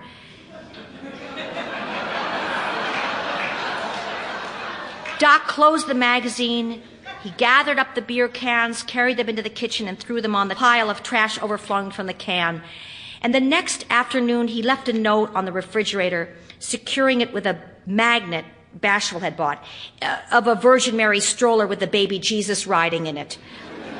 The magnet set included Mary in a nightgown, her hands raised in prayer, with several changes of clothes and accessories, including a skateboard, a waitress uniform, flowered pants and a hippie skirt, a plaid shirt, and roller skates. Right now, Mary had on just the nightgown and was riding the skateboard. Another magnet of a small magic 8-ball had been struck over the face. House meeting, 7 p.m., Doc had written, important, please, everyone, I'll buy the beer. He knew that would ensure that Grumpy and Dopey showed. Dopey didn't arrive till 7:30, strolling in with a bag of peanut M&Ms, but at least they were all there, with a couple of six-packs and cigarettes and nacho cheese Doritos and a bowl on the table. Doc was drinking his usual caffeine-free Diet Coke. Bashful passed around a large order of McDonald's fries and unwrapped a Big Mac. Crap, Doc thought, watching him eat, but it smelled pretty good and he couldn't resist a couple of the fries. Why do we need a house meeting? Grumpy said. I got things to do. He hadn't shaved in a while and his black beard stubble went halfway down his neck. Not so long ago, Doc remembered, Grumpy used to shave every day, no matter what. Oh, I love house meetings, Happy said. Happy loved nearly everything. He loved communal living and being a busboy at Oz. He loved being one of the chosen who had been selected to wait. He loved the book and would defend it when anyone ever criticized it, which seemed to be more and more often lately. Just a couple of days ago, Sleepy, who was taking a community college class, had come home talking nonsense. It's like the Bible, he said. It's like the Bible. It's like a metaphor or something. You know the cross? Jesus on the cross? The professor said the cross is really a pagan fertility symbol. Sleepy had no idea what a metaphor was, though. And when pressed, he couldn't define symbol either. You don't know what you're saying, Happy said. And Doc explained to Sleepy that the book was nothing like the Bible. The Bible wasn't for normals, Doc said, but the book was for dwarves. I called the meeting, Doc said, because I'm sick of picking up after all of you. Sleepy cleaned the bathroom and left soap streaks all over the mirror. I can barely see myself in it.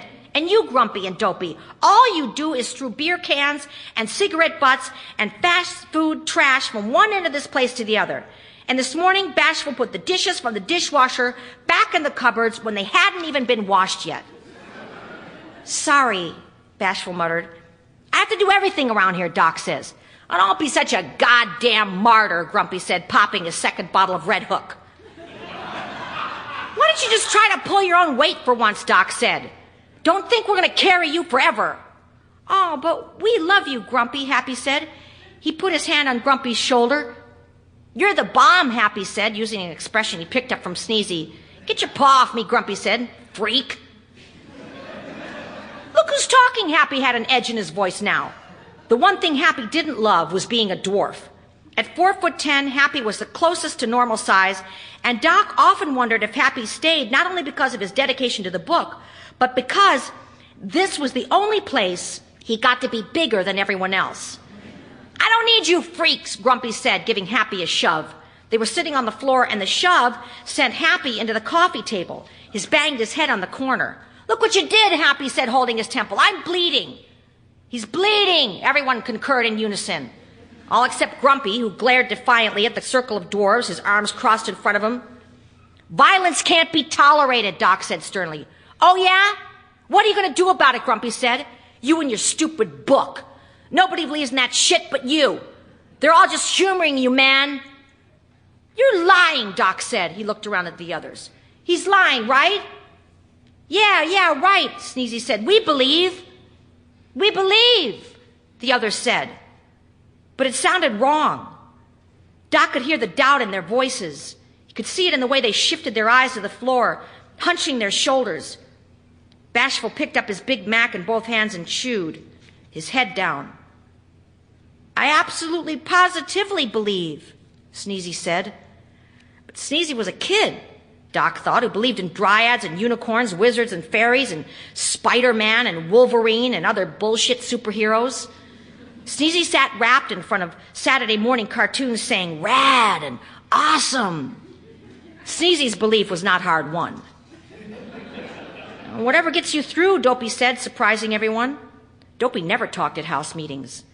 It's cool, Dopey said. She'll come, dudes. He lay back against the armrest of the couch and closed his eyes.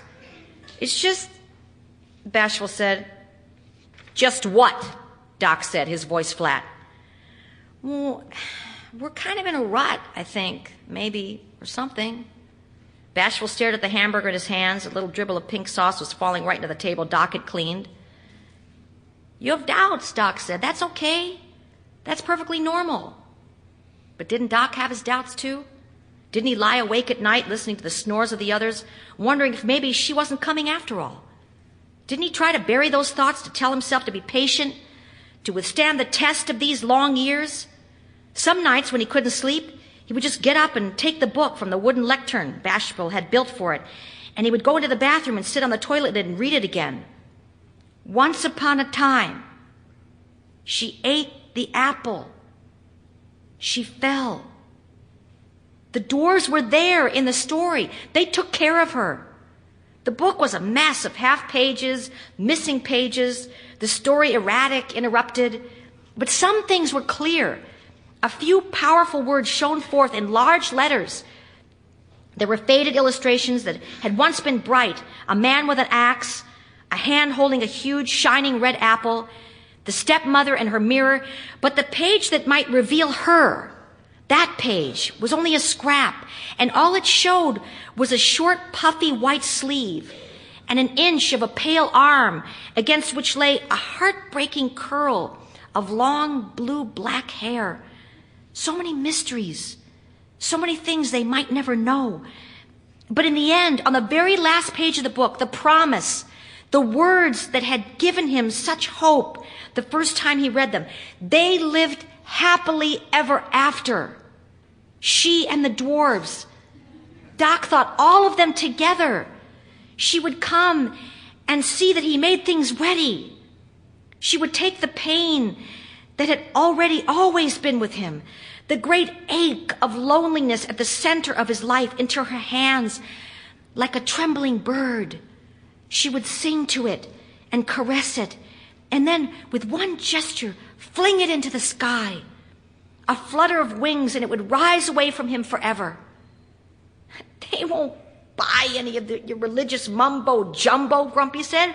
They're just too chicken shit to tell you. Well, I'm done, buddy boy. Basta. He lifted his chin and scratched his stubble, glaring at Doc. Grumpy, Sleepy said, don't go. And my name isn't Grumpy, Grumpy said. It's Carlos. I'm Puerto Rican.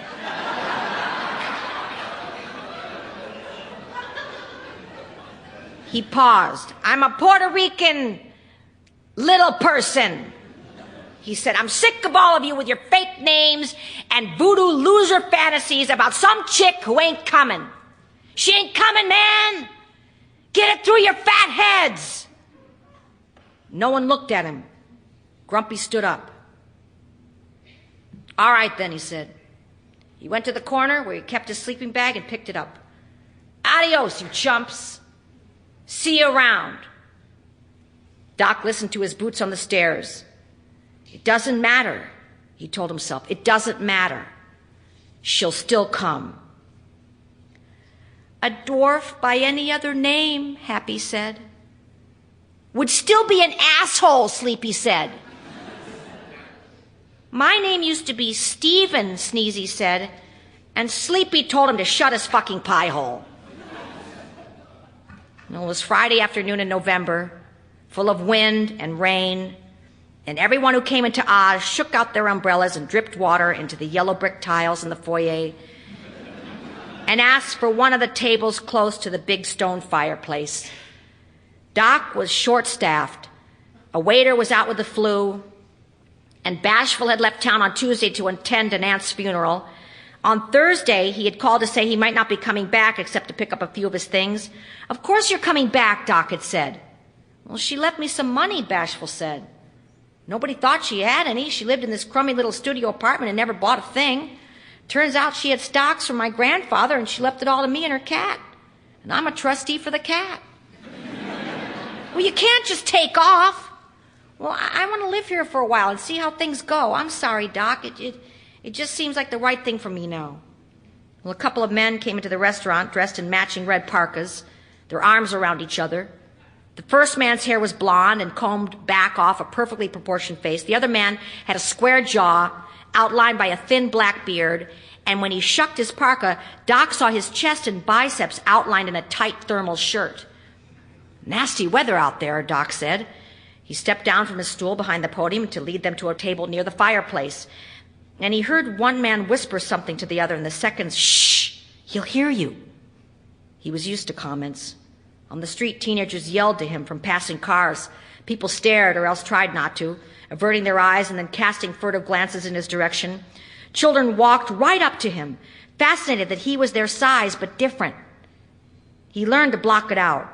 But when the men were seated, he walked away from them, feeling a sudden, overwhelming rage. Things were falling apart at home. At night, he would sit on the couch, the book on his lap, and read a few sentences aloud. In the old days, everyone would gather around, relaxing with cigarettes and beers, and maybe some dessert they brought back from the restaurant. But now, they drifted away to the kitchen or up to the loft to turn on the TV and watch some inane show he could hear as he tried to focus on the words in the book. The all-important words that were going to change their lives, that had changed Doc's life, given him hope. But now, that hope was being drained away. One by one, they were going to leave him.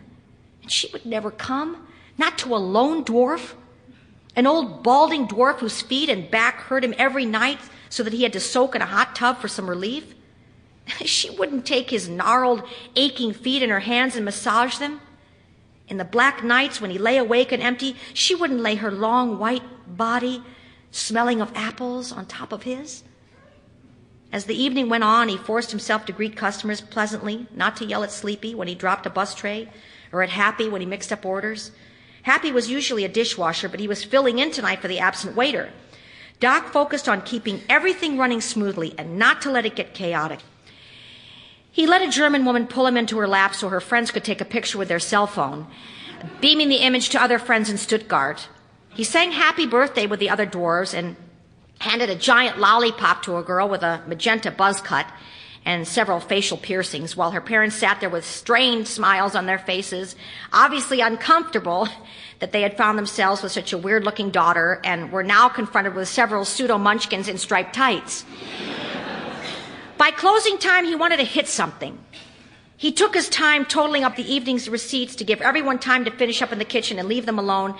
And finally, Sleepy, Happy, and Sneezy were finished and hovering around the office door. "Just go," Doc said. "What's the matter?" Happy said. "Is it me? I did my best. It's hard being a waiter. I never realized it was so hard keeping everything straight." "No, you did fine," Doc said. Do you really think so?" Happy looked thrilled. "We'll wait for you," Sleepy said. "We can all share a cab." "Now you guys go," Doc said. "Cool.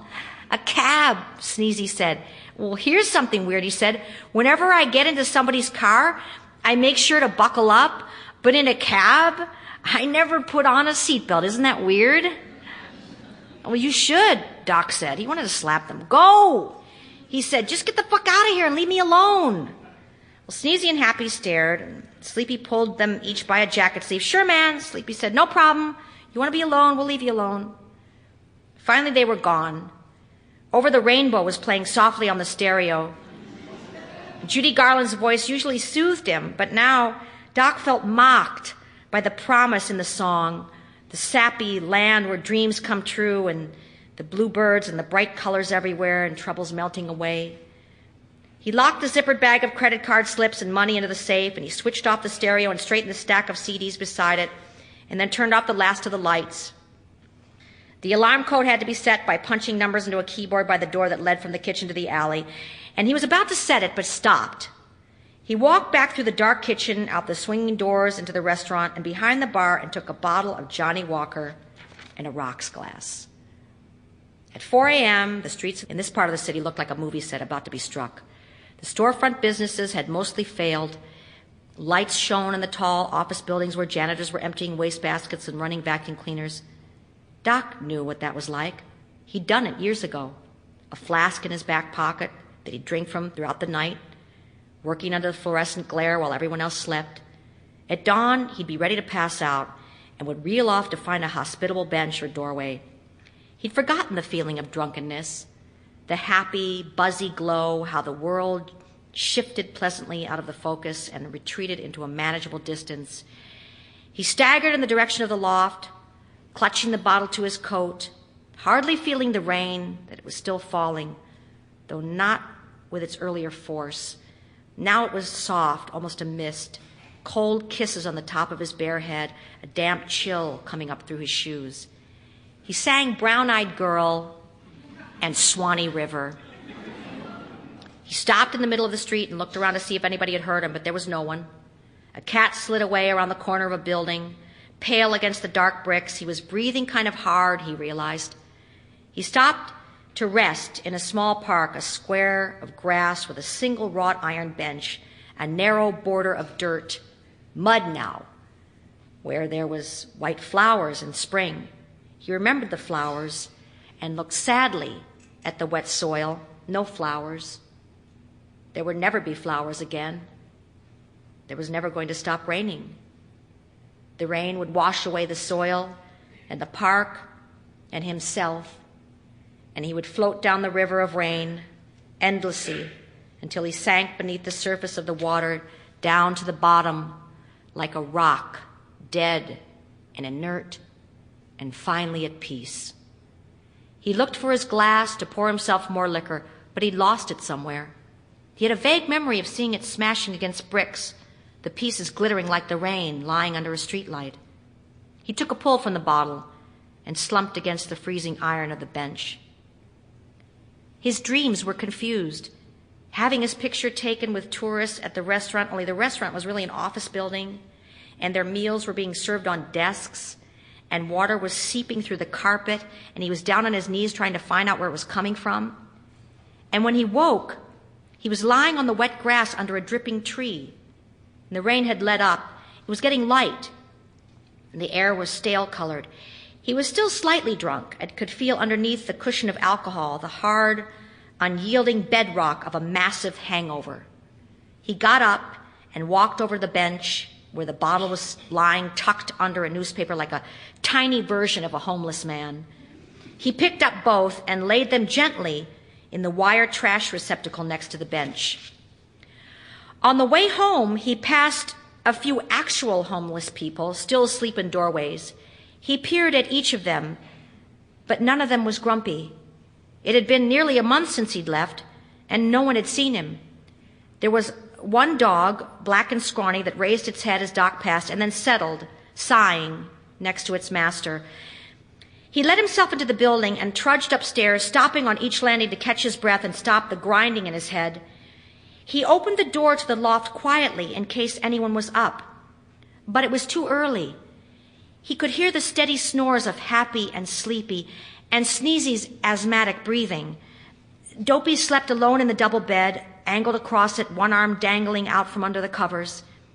Beside the bed were an overflowing ashtray, a box of wooden matches, and a litter of pistachio shells. Doc knelt down and scooped up the shells and threw them away in the kitchen. He went back and got the ashtray and matches, emptied the ashtray, put the box of matches on the shelf where they belonged. He rinsed a few dishes that were in the sink and set them in the dishwasher and then tidied up the counter. Someone had apparently consumed a late-night snack of cereal and pretzels. Someone had also brought home flowers. There were irises in a vase stolen from the restaurant, Doc noted, set on a cleared section of the counter. Around the main room were stalks of star lilies in quart beer bottles. On the coffee table, which had been cleaned off, was a Pyrex bowl of fruit, oranges and grapefruits and apples and a bunch of bananas, flanked by 2 candles that had burned down to stumps. Also on the table was a homemade card featuring a drawing that looked like Sneezy's work. It was a pretty good likeness of Doc, and on the inside, in Happy's loopy script, "We love you, Doc," was written in blue across the yellow construction paper. Doc took an apple and went to the row of windows. A few cars crawled by below, the first trickle of morning commuters, their headlights still on. Clouds hung over the city, gray and pearl smudges above gray buildings. There wasn't any glorious shaft of sunlight breaking through to set the thousands of windows glittering, or any rainbow arcing over the dense trees of the park at the far end of the city. There was no black-haired goddess, eyes dark and full of love, floating toward him. He polished the apple in his shirt. His was a small life. His head was barely higher than that of the windowsill, but he could see that out there in the big world, there was nothing anymore to wish for.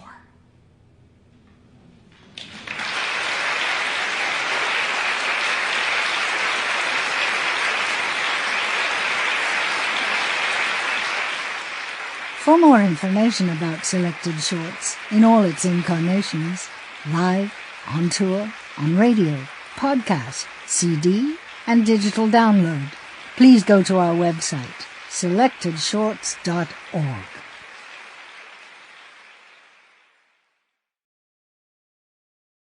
Audible hopes you have enjoyed this program.